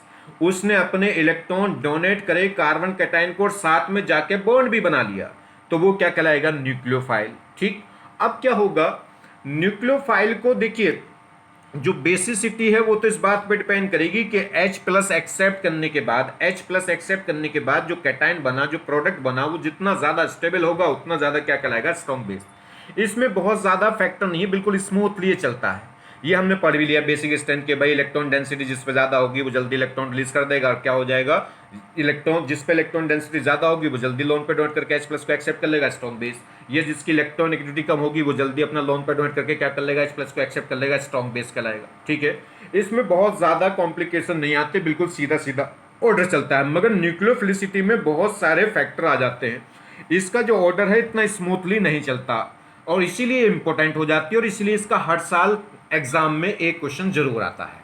क्या, सुनिए, जैसे ये क्या करेगी, कोवलेंट बॉन्ड बनाएगी, और जब कोवलेंट बॉन्ड बनाएगी तो इसमें क्या होगा, अगर हम बात करें न्यूक्लियोफाइल में क्या हो गया, स्टेरिक हिंड्रेंस आ गई, न्यूक्लियोफाइल जो है उसके पास क्या हो गया, बल की ग्रुप लग गए, तो बल के ग्रुप हो गए, हिंड्रेंस हो गई, हिंड्रेंस हो गई तो भीड़ हो जाएगी, वो भीड़ क्रिएट कर देगा, तो जल्दी से जाके कार्बन कैटायन पर अटैक नहीं हो सकता, जल्दी से जाकर कार्बन कैटायन के साथ बॉन्ड नहीं बना सकता, तो स्ट्रिक हिंड्रेंस आ गई, तो स्ट्रिक हिंड्रेंस से क्या हो जाएगी, उसका रेट क्या हो जाएगा, स्लो, रेट स्लो हो जाएगा, तो न्यूक्लियोफिलिसिटी घट जाएगी।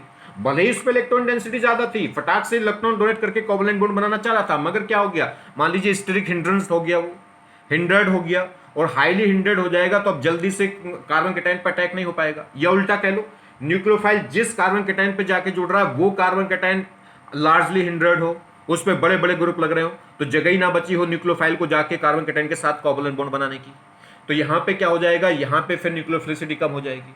तो ऐसे तो स्टेरिक हिंड्रेंस क्या करेगा, यहां पे बहुत सारी दिक्कत करेगा कि न्यूक्लियोफिलिसिटी एकदम से जहां हमें लग रहा था हाई हो जानी चाहिए एकदम से कम हो जाएगी।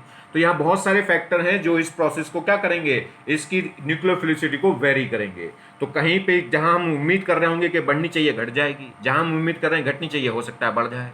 तो बहुत सारे फैक्टर हैं, इसको बड़े ध्यान से इसको पढ़ना है।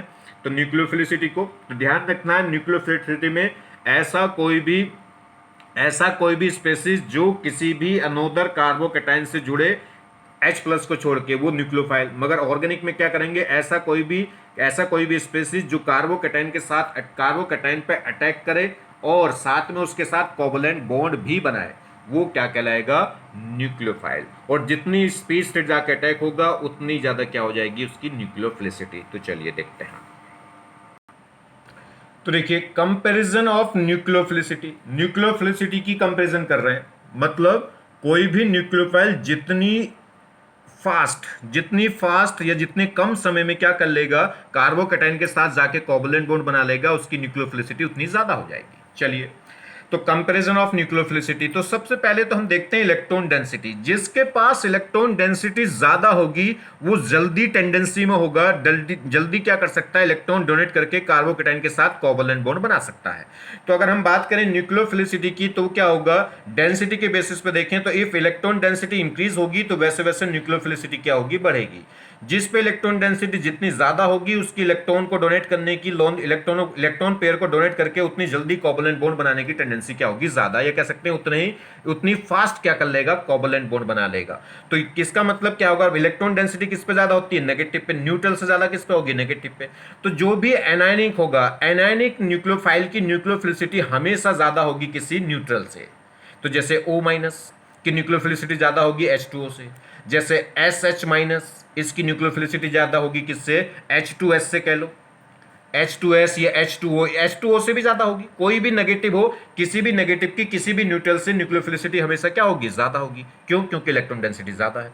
जैसे NH2 माइनस की ज्यादा होगी किससे, NH3 से। क्लियर होगी बात। नेक्स्ट बात करते हैं इलेक्ट्रोनेगेटिविटी। इलेक्ट्रोनेगेटिव मतलब पीरियड के एलिमेंट अलोंग द पीरियड। अगर हम अलोंग द पीरियड देखें तो ये क्या हो गया, सभी, पहली बात तो सभी एनायनिक है, तो एनायनिक की न्यूक्लियोफिलिसिटी ज्यादा होती है न्यूट्रल से, मगर ये सभी एनायनिक है। तो बात करें कि ये जो सोर्स एटम है जिसपे नेगेटिव चार्ज है, जो क्या करेगा, इलेक्ट्रॉन डोनेट करके कार्बोकैटायन के साथ कोवैलेंट बॉन्ड बनाएगा, वो सोर्स एटम है कौन, इसमें C है, इसमें N है, इसमें O है, इसमें F है, और ये पीरियड के एलिमेंट है। और पीरियड के एलिमेंट में डोमिनेट फैक्टर कौन होता है, इलेक्ट्रोनेगेटिविटी। जिसकी इलेक्ट्रोनेगेटिविटी कम होगी वो जल्दी अपने लोन पेयर को क्या कर सकता है, डोनेट कर सकता है। तो जिसकी इलेक्ट्रिसिटी कम है वो अपने इलेक्ट्रॉन को क्या करेगा, इजीली डोनेट कर देगा। तो जैसे जैसे किसी भी पीरियड में लेफ्ट टू राइट जाते हैं तो इलेक्ट्रोनेगेटिविटी क्या होती है, बढ़ती है। साइज तो ऑलमोस्ट सेम रहता है, मगर डोमिनेट फैक्टर कौन रहता है, इलेक्ट्रोनेगेटिव। मैं आपको कई बार बता चुका हूं, जब पीरियड के एलिमेंट हो तो डोमिनेटिंग फैक्टर क्या होता है, इलेक्ट्रोनेगेटिव, क्योंकि साइज ऑलमोस्ट क्या रहता है, सेम। अब इलेक्ट्रोनेगेटिव क्या होगी, पीरियड में लेफ्ट टू राइट जाने से बढ़ेगी। इलेक्ट्रोनेगेटिव बढ़ेगी तो क्या होगा, इलेक्ट्रॉन को डोनेट करने की टेंडेंसी क्या होगी, इलेक्ट्रॉन को डोनेट करने की टेंडेंसी क्या हो जाएगी, कम। आगे बात समझ में। तो जिसकी इलेक्ट्रॉन डेंसिटी क्या होगी, कम होगी, वो आसानी से क्या करेगा, इलेक्ट्रॉन पेयर को डोनेट कर देगा। तो सबसे ज्यादा न्यूक्लियोफिलिसिटी किसकी होगी, C की। तो न्यूक्लियोफिलिसिटी लेफ्ट टू राइट जाने में न्यूक्लियोफिलिसिटी क्या होगी, जैसे जैसे इलेक्ट्रोनेगेटिव बढ़ेगी वैसे वैसे न्यूक्लियोफिलिसिटी क्या होगी, घटेगी। अच्छा, बेसिक ऑर्डर देख लो, तो बेसिक ऑर्डर भी यही है। क्या होगा, जैसे जैसे हम किसी भी पीरियड में लेफ्ट टू राइट जाएंगे तो इलेक्ट्रोनेगेटिविटी बढ़ेगी तो बेसिक स्ट्रेंथ भी घटेगी। ठीक है, तो इसमें क्या होगा, बेसिक स्ट्रेंथ और न्यूक्लियोफिलिसिटी बिल्कुल सेम ऑर्डर है। सेम कहानी वहां भी थी। जो नेगेटिव वाले स्पेसिस हैं वो ज्यादा बेसिक होते हैं किससे, न्यूट्रल वाले से। ठीक, चलिए। तो अगर हम पीरियड में चलेंगे तो पीरियड में जो डोमिनेट फैक्टर कौन है, इलेक्ट्रोनेगेटिव। और इलेक्ट्रोनेगेटिव जैसे जैसे क्या होगी, बढ़ेगी, वैसे वैसे बेसिसिटी भी घटेगी और न्यूक्लियोफिलिसिटी भी घटेगी। तो लेफ्ट टू राइट जाने में क्या होगा, बेसिक स्ट्रेंथ भी, इलेक्ट्रोनेगेटिव बढ़ती है जिससे बेसिक स्ट्रेंथ भी बढ़ेगी और न्यूक्लियोफिलिसिटी भी बढ़ेगी। मतलब बेसिसिटी और न्यूक्लियोफिलिसिटी ऑर्डर बिल्कुल सेम है, किसमें, पीरियड में या एनायनिक और न्यूट्रल मॉलिक्यूल्स में। बात कर लें अलोंग द ग्रुप। अब ग्रुप की बात करें, ग्रुप में डाउन द ग्रुप जाने पे क्या होगा, ग्रुप के एलिमेंट्स में अगर हम बात करें तो जो इलेक्ट्रोनेगेटिविटी डिफरेंस है वो बहुत स्मॉल होता है, तो उसे ऑलमोस्ट क्या मानते हैं, सेम। तो ग्रुप में जो डोमिनेट फैक्टर होता है वो कौन होता है, साइज। तो क्योंकि साइज में जो डिफरेंस है वो कंपेटेबल होता है। अगर हम बात करें तो इसमें क्या होगा, तो ग्रुप के एलिमेंट में जो साइज है वो डोमिनेटिंग फैक्टर है। और साइज के बेसिस पर अगर मैं देखूं तो जैसे जैसे साइज क्या होगा, जैसे जैसे साइज बढ़ेगा तो वैसे वैसे इलेक्ट्रॉन डेंसिटी कम होगी। इलेक्ट्रॉन डेंसिटी कम होगी तो इलेक्ट्रॉनों को डोनेट करने की टेंडेंसी भी क्या होती जाएगी, कम। तो सबसे बड़ा साइज का, तो इस पे इलेक्ट्रॉन डेंसिटी सबसे कम। इसका साइज क्या होगा, सबसे छोटा। साइज सबसे छोटा तो इलेक्ट्रॉन डेंसिटी ज्यादा। और जितनी ज्यादा इलेक्ट्रॉन डेंसिटी होगी उतनी जल्दी इलेक्ट्रॉन क्या कर देगा, उतनी जल्दी लोन पेयर को, इलेक्ट्रॉन पेयर को क्या कर देगा, डोनेट कर देगा। और इलेक्ट्रॉन पेयर को जितनी जल्दी डोनेट करेगा उतनी बेसिक स्ट्रेंथ क्या हो जाएगी, ज्यादा। तो बेसिक स्ट्रेंथ की बात करूं तो डाउन द ग्रुप जाने से साइज जैसे जैसे बढ़ेगा वैसे वैसे बेसिक स्ट्रेंथ घटेगी, मगर न्यूक्लियोफिलिसिटी डाउन द ग्रुप जाने पे बढ़ती है। अब यहां बेसिक ऑर्डर और न्यूक्लियोफिलिसिटी ऑर्डर क्या है, चेंज हो गया। ये कैसे चेंज हो गया भाई, अगर हम क्या करें, जितनी जल्दी जो इलेक्ट्रॉन डोनेट करेगा वही तो उतनी जल्दी बॉन्ड बनाएगा, नहीं। जितनी जल्दी इलेक्ट्रॉन डोनेट करेगा उतनी जल्दी H+ को क्या कर लेगा, एक्सेप्ट कर लेगा। तो बेसिक स्ट्रेंथ में तो कोई दिक्कत है नहीं। जैसे जैसे साइज बढ़ेगा वैसे वैसे इलेक्ट्रॉन डेंसिटी घटेगी। इलेक्ट्रॉन डेंसिटी घटेगी तो इसमें क्या होगा, बेसिक नेचर क्या हो जाएगा, बेसिक नेचर घटता चला जाएगा। जिसका साइज छोटा उस पर इलेक्ट्रॉन डेंसिटी ज्यादा, वो उतनी जल्दी क्या कर लेगा, H+ को पकड़ लेगा। अच्छा, एक और बात, बेसिक स्ट्रेंथ में स्टेरिक फैक्टर का कोई बहुत ज्यादा इफेक्ट नहीं पड़ता।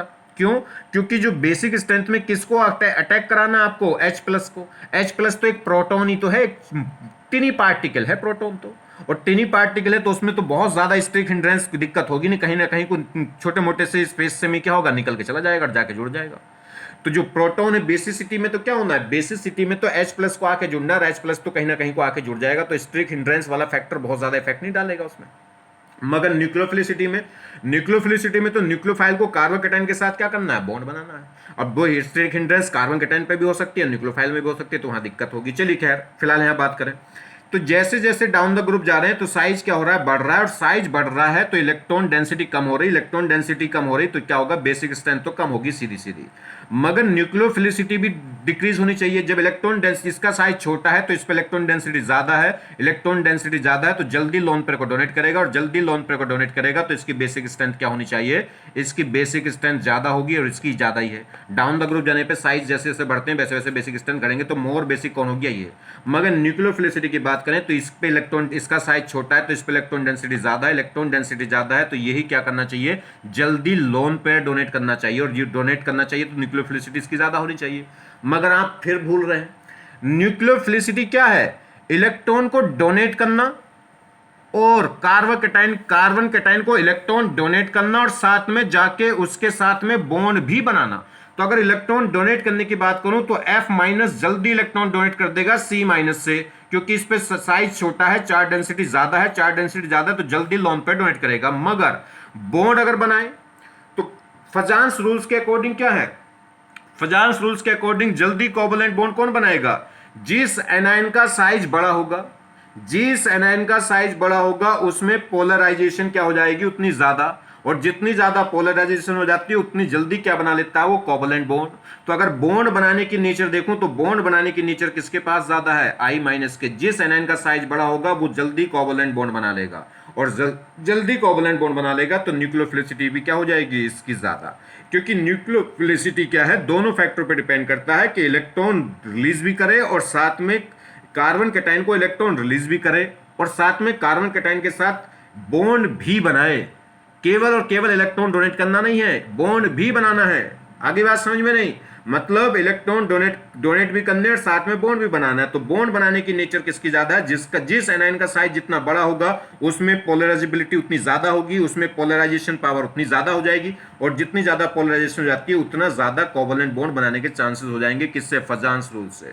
तो अगर इसमें बात करें ग्रुप में, तो डाउन द ग्रुप जाने से साइज क्या होगा, इंक्रीज, तो बेसिसिटी तो क्या होगी, डिक्रीज, मगर न्यूक्लियोफिलिसिटी क्या होगी, इंक्रीज होगी।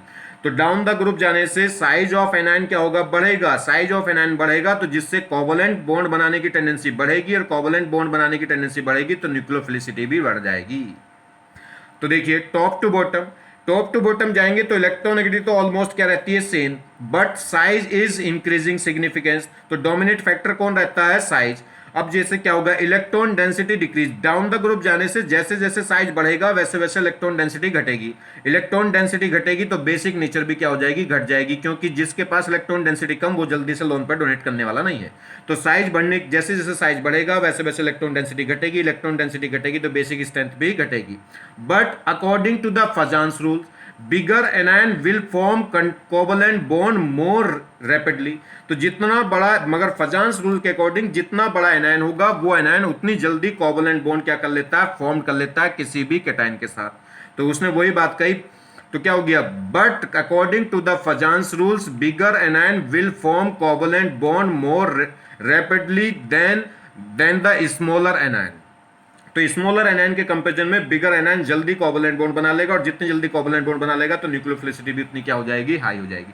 क्योंकि न्यूक्लियोफिलिसिटी दो फैक्टर पर डिपेंड कर रही है, एक तो इलेक्ट्रॉन रिलीजिंग, इलेक्ट्रॉन डेंसिटी पे, कि कौन जल्दी इलेक्ट्रॉन डोनेट करे, और साथ में कौन इजिली कोवलेंट बॉन्ड भी बना ले। आगे बात समझ में नहीं। और जब कोवलेंट बॉन्ड बनाना है तो वहां पे क्या होगा, तो ध्यान रखना है, तो ग्रुप में क्या हो गया, पीरियड में बेसिक नेचर और न्यूक्लियोफिलिसिटी स्ट्रेंथ दोनों सेम चल रही थी, मगर ग्रुप में क्या हो गया, डाउन द ग्रुप जाने से साइज बढ़ रहा है तो इलेक्ट्रॉन डेंसिटी घट रही, जिसके बेसिक स्ट्रेंथ तो क्या है, घट रही, क्योंकि बेसिक स्ट्रेंथ सिर्फ और सिर्फ डिपेंड करेगी इलेक्ट्रॉन डेंसिटी पे। मगर जो न्यूक्लियोफिलिसिटी है वो डाउन द ग्रुप जाने से साइज बढ़ने से क्या हो रही है, न्यूक्लियोफिलिसिटी बढ़ रही, क्योंकि जितना बड़ा एनायन उतनी इजीली क्या कर लेगा, कोवलेंट बॉन्ड फॉर्म कर लेगा, और उतनी ज्यादा क्या हो जाएगी, न्यूक्लियोफिलिसिटी। क्यों, क्योंकि न्यूक्लियोफिलिसिटी दोनों फैक्टर पर डिपेंड करती है, इलेक्ट्रॉन डेंसिटी पे भी और कोवलेंट बॉन्ड फॉर्मेशन पे भी। तो देखिए जरा थोड़ा सा, तो देखिए जी, along the group base strength order will be, तो जैसे जैसे डाउन द ग्रुप जाऊंगा तो साइज बढ़ेगा, साइज बढ़ेगा तो क्या होगा, इलेक्ट्रॉन डेंसिटी कम, और इलेक्ट्रॉन डेंसिटी कम होती जाएगी तो बेसिक स्ट्रेंथ भी कम होती जाएगी, क्योंकि जिस पे इलेक्ट्रॉन डेंसिटी ज्यादा होगी वो जल्दी क्या करेगा, इलेक्ट्रॉन पेयर को डोनेट करके H+ को एक्सेप्ट कर लेगा, तो वो स्ट्रॉन्ग, इतना ही स्ट्रॉन्ग बेस। मगर along the group order of nucleophilicity will be, तो न्यूक्लियोफिलिसिटी क्या होगी, जैसे जैसे क्या होगा, साइज क्या होगा, इंक्रीज, साइज इंक्रीज होगा तो कोवलेंट बॉन्ड फॉर्मेशन की टेंडेंसी क्या होगी, इंक्रीज, और कोवलेंट बॉन्ड फॉर्मेशन की टेंडेंसी इंक्रीज होगी तो न्यूक्लियोफिलिसिटी भी इंक्रीज हो जाएगी। तो यहां पे covalent bond factor dominating factor हो जाएगा as comparison to electron density. Clear, जितना बड़ा एनायन उतनी जल्दी कोवलेंट बॉन्ड बनाएगा और जितनी जल्दी कोवलेंट बॉन्ड बना लेगा उतना ज्यादा क्या हो जाएगी, न्यूक्लियोफिलिसिटी हो जाएगी।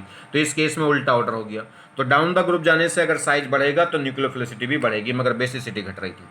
आगे बात समझ में, चलिए क्या होता है समझो थोड़ा सा। अगर हम बात करें कोवलेंट बॉन्ड, कोवलेंट बॉन्ड क्या था, दो एटमों के इक्वल इलेक्ट्रॉनों की शेयरिंग से एक बॉन्ड बनता था। ये क्या है, शेयर्ड पेयर्ड इलेक्ट्रॉन था। अब ये क्या होगा, अब ये इलेक्ट्रॉन जो पेयर्ड था ये किसी एक पर्टिकुलर एटम की तरफ क्या हो जाता था, भाग जाता था। किसी एक पर्टिकुलर एटम की तरफ भागने से एक नेगेटिव और क्या होता था, पॉजिटिव चार्ज इन पे क्या होता था, जनरेट, जिसकी वजह से इस कोवलेंट बॉन्ड में एक आयनिक करैक्टर क्या हो जाता था, जनरेट। इसीलिए कहा था कि कोई भी आयनिक बॉन्ड 100% क्या हो सकता है, 100% आयनिक नहीं हो सकता। कोई भी आयनिक बॉन्ड 100% आयनिक नहीं हो सकता, मगर कोई भी बॉन्ड 100% कोवलेंट हो सकता है। कैसे, जैसे मैं एच की, जैसे H2 की बात कर लूं तो H2 में H के बीच में जो इलेक्ट्रॉनों की शेयरिंग होगी बिल्कुल एकदम मिडिल में रहेगी।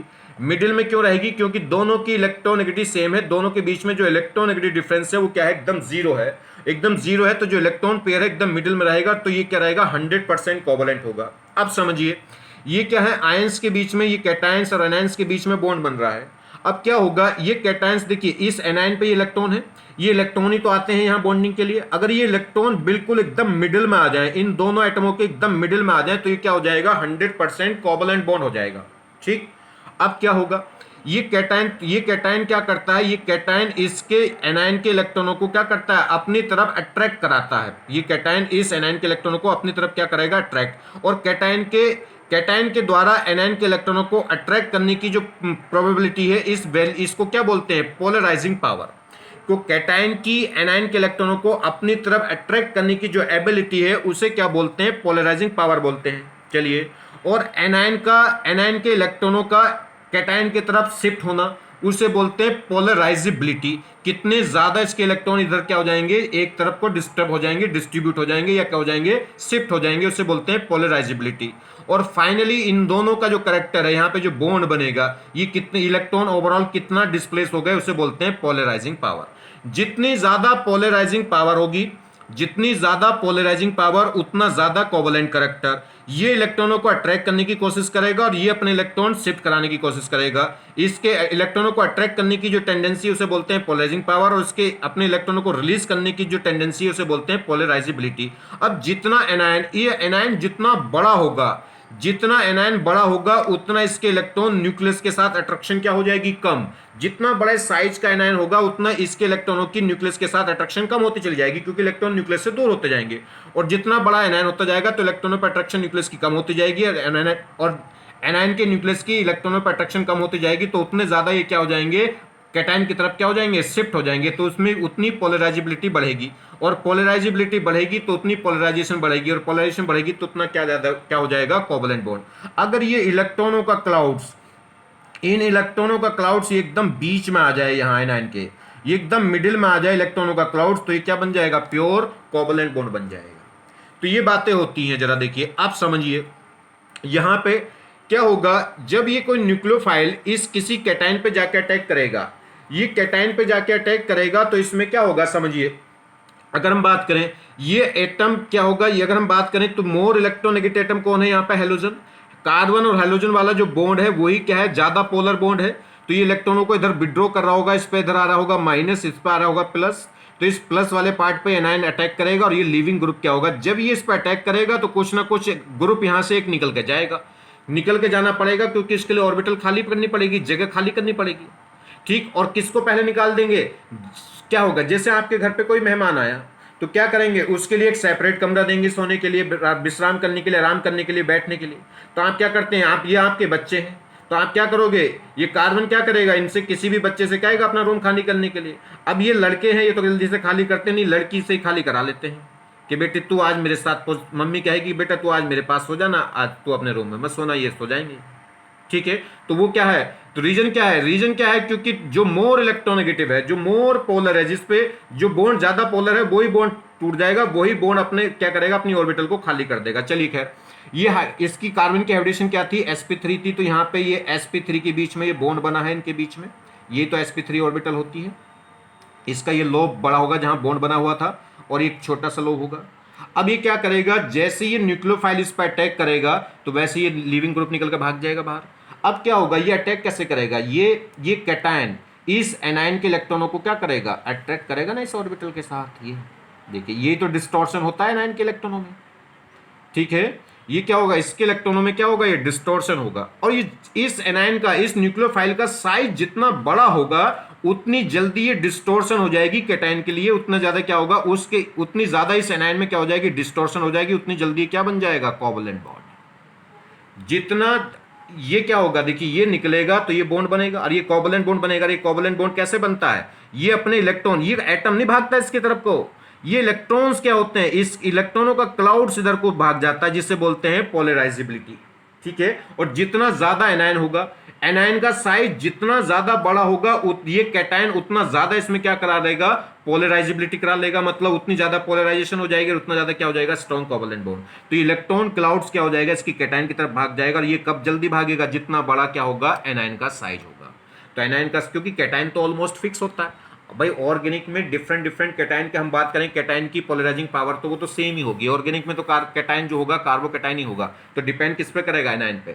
एनायन का साइज जितना बड़ा होगा उतनी ज्यादा क्या हो जाएगी, पोलराइजेबिलिटी, उतना ज्यादा क्या हो जाएगी, पोलराइजिंग पावर, और जितनी ज्यादा पोलराइजिंग पावर उतनी जल्दी क्या हो जाएगा, कोवलेंट बॉन्ड, और जितनी जल्दी कोवलेंट बॉन्ड बन जाएगा उतनी जल्दी क्या हो जाएगा, इस पे न्यूक्लियोफिलिसिटी आ जाएगी। तो समझ गए, इसलिए I- की न्यूक्लियोफिलिसिटी ज्यादा हो जाएगी किससे, F- से, क्योंकि उसका साइज बड़ा है तो उसमें पोलराइजेशन क्या हो जाएगी। यही तो फजांस रूल था। आगे बात समझ में। चलिए, तो अगर हम बात करें पीरियड में जा रहे हैं, तो पीरियड में लेफ्ट टू राइट जाने से क्या होता है, इलेक्ट्रोनेगेटिविटी बढ़ेगी, और इलेक्ट्रोनेगेटिविटी बढ़ेगी तो न्यूक्लियोफिलिसिटी भी बढ़ती है, और बेसिक स्ट्रेंथ, न्यूक्लियोफिलिसिटी भी घटती है और बेसिक स्ट्रेंथ भी घटती है, क्योंकि जैसे जैसे लेफ्ट टू राइट जाएंगे तो इलेक्ट्रोनेगेटिविटी क्या होगी, इलेक्ट्रोनेगेटिविटी डोमिनेट फैक्टर होता है पीरियड में, और इलेक्ट्रोनेगेटिविटी लेफ्ट टू राइट जाने से क्या होगी, इंक्रीज, और इलेक्ट्रोनेगेटिविटी इंक्रीज होगी तो बेसिसिटी और न्यूक्लियोफिलिसिटी क्या होगी, डिक्रीज होगी, ठीक, क्योंकि साइज ऑलमोस्ट क्या है, सेम, और जब साइज ऑलमोस्ट सेम है तो फजांस रूल तो उसमें कोई फैक्टर डिपेंड करेगा नहीं, वो तो सेम हो जाएगा। डाउन द ग्रुप जाएंगे तो साइज क्या होगा, डाउन द ग्रुप जाएंगे तो साइज बढ़ेगा, और साइज बढ़ेगा तो बेसिसिटी तो घटेगी, मगर साइज के बढ़ने से न्यूक्लियोफिलिसिटी क्या होगी, बढ़ेगी। तो वहां पे तो क्या है, साइज ऑलमोस्ट सेम था पीरियड में, तो जैसे जैसे लेफ्ट टू राइट जा रहे थे तो इलेक्ट्रोनेगेटिविटी बढ़ रही थी, इलेक्ट्रोनेगेटिविटी बढ़ रही थी तो बेसिसिटी भी घट रही है और न्यूक्लियोफिलिसिटी भी घट रही, क्योंकि जितना ज्यादा इलेक्ट्रोनेगेटिव एटम होगा उतनी जल्दी लोन पेयर को डोनेट नहीं करेगा, या लोन पेयर को डोनेट करने की टेंडेंसी उतनी कम होती जाएगी जैसे जैसे इलेक्ट्रोनेगेटिव बढ़ेगी, और इलेक्ट्रोनेगेटिव बढ़ेगी तो डोनेटिंग टेंडेंसी कम, तो न्यूक्लियोफिलिसिटी भी कम, बेसिसिटी भी कम। मगर डाउन द ग्रुप में डोमिनेट फैक्टर होता है साइज, और साइज के बढ़ने से क्या होगा, इलेक्ट्रॉन डेंसिटी कम होगी, जिससे बेसिस स्ट्रेंथ कम होगी, मगर साइज के बढ़ने से क्या हो जाएगा, पोलराइजिंग पावर बढ़ जाएगी, जिससे क्या होगा, कोवलेंट बॉन्ड जल्दी बनेगा, तो न्यूक्लियोफिलिसिटी क्या हो जाएगी, बढ़ जाएगी। नेक्स्ट देखिए, बात करें इन सेम डोनर एटम, अगर सेम एटम क्या हो जाए, डोनर एटम क्या हो जाए सेम, तो आपकी बात समझ में। अगर हम बात करें एनायन, एनायन हमेशा ज्यादा बेसिक होगा, ज्यादा न्यूक्लियोफाइल होगा किसी भी न्यूट्रल से। दूसरा, अगर पीरियड में जा रहे हैं तो पीरियड में जैसे जैसे इलेक्ट्रोनेगेटिविटी बढ़ेगी वैसे वैसे न्यूक्लियोफिलिसिटी भी घटेगी और बेसिसिटी भी घटेगी। अगर हम ग्रुप में जा रहे हैं तो क्या होगा, ग्रुप में साइज डोमिनेटिंग फैक्टर है, और साइज के घटने से बेसिक स्ट्रेंथ तो क्या होगी, घटेगी, साइज के बढ़ने से बेसिक स्ट्रेंथ तो क्या होगी, घटेगी, मगर न्यूक्लियोफिलिसिटी बढ़ेगी, क्योंकि जितना बड़ा साइज का एनायन होगा उतनी जल्दी क्या हो जाएगी, पोलराइजेशन, उतनी ज्यादा पोलराइजेशन होगी। दूसरा, अगर डोनर एटम क्या हो जाए सेम, अगर in case of same donor atom, अगर डोनर एटम सेम हो तो उस केस में बेसिसिटी और न्यूक्लियोफिलिसिटी ऑलमोस्ट क्या होती है, सेम होती है, मगर जनरली वर्ड लगा दिया मैंने। जनरली का मतलब है कि कुछ ना कुछ एक्सेप्शनल होंगे, ठीक है। तो अगर डोनर एटम सेम है तो उन केस में क्या होगा, बेसिसिटी और न्यूक्लियोफिलिसिटी ऑलमोस्ट क्या होती है, सेम, यानी कि जो बेसिसिटी का ऑर्डर है वही न्यूक्लियोफिलिसिटी का ऑर्डर होगा। अगर हम यहां देखें, इसमें भी डोनर एटम O है, इसमें भी O है, इसमें भी O है, इसमें भी O है, इसमें भी O है, ये भी एनायनिक है, ये भी एनायनिक है, कैटेगरी भी सेम है, डोनर एटम भी सेम, कैटेगरी भी सेम। तो फिर बात करें, अगर मैं बेसिक ऑर्डर देख लूं तो बेसिक ऑर्डर जल्दी इलेक्ट्रॉन कौन डोनेट करेगा, अगर हम बात करें तो ये सबसे जल्दी इलेक्ट्रॉन डोनेट करेगा। और क्यों, क्योंकि इसमें H क्या दिखाएगा, प्लस आई, इसमें H ना प्लस आई दिखाएगा ना माइनस आई, इसमें ये उल्टा क्या होगा, इसके साथ कॉन्जुगेशन में चला जाएगा, ये जो नेगेटिव है इसके साथ बेंजीन के साथ कॉन्जुगेशन में जाएगा तो इजीली अवेलेबल नहीं होगा डोनेशन के लिए। इसमें भी जो नेगेटिव चार्ज है देखिए, इस माइनस को ये क्या करेगा, ये इसके साथ कॉन्जुगेशन में जाएगा, या कह लो सी डबल बॉन्ड ओ क्या दिखाएगा, -m दिखाएगा, और माइनस वाले माइनस को क्या कर देंगे, तो इस माइनस वाले क्या करेंगे, बेसिक स्ट्रेंथ को कम कर देते हैं, प्लस वाले बेसिक स्ट्रेंथ को बढ़ाते हैं, क्योंकि उल्टा इलेक्ट्रॉन यहां छीन लेंगे। ये भी बेंजीन भी क्या दिखा रहा था, -m, मगर सी डबल बॉन्ड सी का -m ज्यादा होता है कि सी डबल बॉन्ड ओ का, तो इसका ओ का सी डबल बॉन्ड ओ का -m ज्यादा होता है सी डबल बॉन्ड सी से। यहां देखिए एस डबल बॉन्ड ओ, इसमें 2 -m है, ये भी -m ग्रुप, ये भी -m ग्रुप, तो इसमें 2 -m ग्रुप है, जो 2 -m ग्रुप है तो बेसिक स्ट्रेंथ को घटाएंगे, तो जितना ज्यादा माइनस होता है वो बेसिक स्ट्रेंथ को घटाता है, और प्लस वाला क्या करता है, बेसिक स्ट्रेंथ को बढ़ाता है। तो इसमें 2 -m है, इसमें 1 -m है, इसमें भी 1 -m है, इसमें कोई भी इफेक्ट नहीं है, और इसमें प्लस इफेक्ट है, प्लस आई है, प्लस वाले बेसिक स्ट्रेंथ को बढ़ाएंगे तो क्या होगा, सबसे ज्यादा बेसिक ये, उससे कम ये, उससे कम ये, उससे कम ये, तो लेफ्ट टू राइट जाने से बेसिक स्ट्रेंथ घट रही, बेसिक स्ट्रेंथ घट रही तो न्यूक्लियोफिलिसिटी भी क्या हो रही है, घट रही है। तो इसमें क्या होगा, लेफ्ट टू राइट जाने से डिक्रीज ऑर्डर ऑफ बेसिसिटी, तो ये बेसिसिटी का डिक्रीज ऑर्डर है, तो यही क्या होगा, डिक्रीजिंग ऑर्डर होगा किसका, न्यूक्लियोफिलिसिटी का, क्योंकि इसमें डोनर एटम क्या है, सेम, और डोनर एटम अगर सेम है तो बेसिसिटी और न्यूक्लियोफिलिसिटी जनरली क्या होती है, सेम होती है। जनरली वर्ड क्यों लगाया, क्योंकि कुछ एक्सेप्शन है, जैसे यहां देखिए अगर हम बात करें इसकी, ये टर्सरी ब्यूटॉक्साइड है, ठीक है, ये कार्बन पे, जिस कार्बन पे कितने 3 डिग्री 3 एल्काइल ग्रुप लग रहे हैं, हो गया टर्सरी, तो इसे टर्सरी ब्यूटॉक्साइड, टोटल कार्बन कितने हैं 4, तो क्या, और ये कार्बन कैसा है, टर्सरी है, तो इसे टर्सरी ब्यूटॉक्साइड बोल सकते हैं। ये थॉक्साइड है, अगर हम बात करें तो ये भी इलेक्ट्रॉन जल्दी डोनेट करेगा, ये भी इलेक्ट्रॉन जल्दी डोनेट करेगा। अगर बेसिक नेचर देखूं तो ये प्लस आई से क्या करेंगे, बेसिक नेचर को बढ़ाएंगे, प्लस आई से बेसिक नेचर को बढ़ाएंगे, तो ज्यादा प्लस आई किसमें, इसमें ज्यादा प्लस आई है, क्योंकि ज्यादा CH3 है, मोर प्लस आई है तो मोर बेसिक होगा, क्योंकि जितने ज्यादा प्लस आई होंगे उतनी ज्यादा है इलेक्ट्रॉन डेंसिटी बढ़ जाएगी, उतनी जल्दी इलेक्ट्रॉन पेयर को डोनेट करके H प्लस को एक्सेप्ट करेगा। तो बेसिक स्ट्रेंथ देखूं तो पहला ज्यादा, फर्स्ट ज्यादा बेसिक होगा सेकंड से। मगर न्यूक्लियोफिलिसिटी की बात करूं तो ये स्टेरिक हिंड्रेंस हो जाएगा, इस पे क्या होगा, स्टेरिक हिंड्रेंस ज्यादा हो गई, एक कार्बन पे 3 मिथाइल ग्रुप लग गए तो ये क्या हो गया, बल्की ग्रुप हो गया। और बल्की ग्रुप क्या होगा, जब ये कार्बन कैटायन के साथ जाके जुड़ेगा तो ये हिंड्रेंस प्रोड्यूस करेगा, ये आसानी से कोवलेंट बॉन्ड नहीं बना पाएगा, रीजन है स्टेरिक हिंड्रेंस, और स्टेरिक हिंड्रेंस की वजह से क्या हो गया, ये जल्दी से बॉन्ड नहीं बना पाएगा, तो इससे जल्दी बॉन्ड कौन बना लेगा, ये बना लेगा, और जो जल्दी बॉन्ड बना लेगा वही न्यूक्लियोफिलिसिटी क्या हो जाएगी, ज्यादा। तो न्यूक्लियोफिलिसिटी किसकी ज्यादा हो जाएगी, सेकंड की। तो देखिए बेसिक ऑर्डर चेंज हो गया, डोनर एटम दोनों में सेम है, मगर इसमें स्टेरिक हिंड्रेंस के आने की वजह से न्यूक्लियोफिलिसिटी एकदम से क्या हो गई, डाउन हो गई, क्योंकि जल्दी से कोवलेंट बॉन्ड नहीं बना सकता। स्टेरिक हिंड्रेंस क्या करेगी, इसको कोवलेंट बॉन्ड बनाने से रोक देगी, कोवलेंट बॉन्ड बनाने के रेट को बढ़ा देगी। आगे बात समझिए, टाइम को क्या कर देगी, बढ़ा, मतलब रेट को घटा देगी, या कह सकते हैं टाइम को बढ़ा देगी। ये जल्दी से बॉन्ड नहीं बनाएगा, ये जल्दी से कोवलेंट बॉन्ड बना लेगा। आगे बात समझ में। नेक्स्ट, तो रीजन क्या है, स्टेरिक हिंड्रेंस हो जाएगी इस टर्सरी ब्यूटॉक्साइड में, जिससे ये जल्दी से कोवलेंट बॉन्ड नहीं बना पाएगा, तो इसकी न्यूक्लियोफिलिसिटी क्या रह जाएगी, डाउन। तो न्यूक्लियोफिलिसिटी किसकी हो जाएगी, सेकंड की ज्यादा हो जाएगी फर्स्ट से। अगर बेसिक नेचर की बात करूं तो इसमें बेसिक नेचर सिर्फ और सिर्फ डिपेंड करेगी, वो स्टेरिक हिंड्रेंस पे डिपेंड नहीं करती, क्योंकि बेसिक नेचर में तो H प्लस को आके चिपकना है। H प्लस तो एक प्रोटॉन ही तो है, एक टिनी पार्टिकल ही तो है, इतना छोटा पार्टिकल के दिखाई भी नहीं देता, आके कहीं से भी चिपक जाएगा इस पे।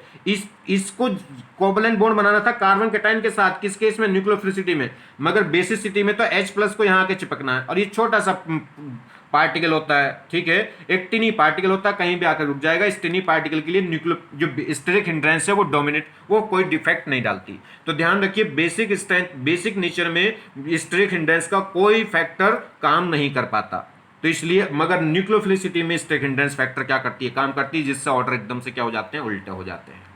चलिए, जैसे और एक एग्जाम्पल देख लीजिए, यहां इसमें डोनर एटम N है, इसमें भी डोनर एटम है। अगर मैं बेसिक स्ट्रेंथ की बात करूं तो ये एल्काइल ग्रुप लग रहा है, ये एल्काइल ग्रुप क्या दिखाएंगे, प्लस आई, ये टर्सरी ब्यूटॉक्स, इसमें क्या है, टर्सरी ब्यूटाइल ये एल्काइल ग्रुप लगे हुए हैं। ये प्लस आई से क्या करेंगे, इसके इस पे इलेक्ट्रॉन डेंसिटी बढ़ा देंगे, जिससे जल्दी से इलेक्ट्रॉन डोनेट करेगा। जिस पे इलेक्ट्रॉन डेंसिटी ज्यादा होगी वो बेसिक नेचर ज्यादा हो जाएगी, तो फर्स्ट की बेसिक नेचर ज्यादा हो जाएगी सेकंड से, क्योंकि इस पे कोई भी ग्रुप नहीं लग रहा, तो इस पे प्लस आई लग रहे हैं, जो इलेक्ट्रॉन रिलीजिंग ग्रुप है, इस पे इलेक्ट्रॉन डेंसिटी बढ़ाएंगे तो जल्दी इलेक्ट्रॉन डोनेट करके H प्लस को क्या कर लेगा, एक्सेप्ट। H प्लस फटाक से इस पे आकर एक्सेप्ट हो जाएगा, स्टेरिक हिंड्रेंस उतना फैक्टर नहीं करेगी, क्योंकि जो H प्लस है, प्रोटॉन है, वो एक टिनी पार्टिकल होता है।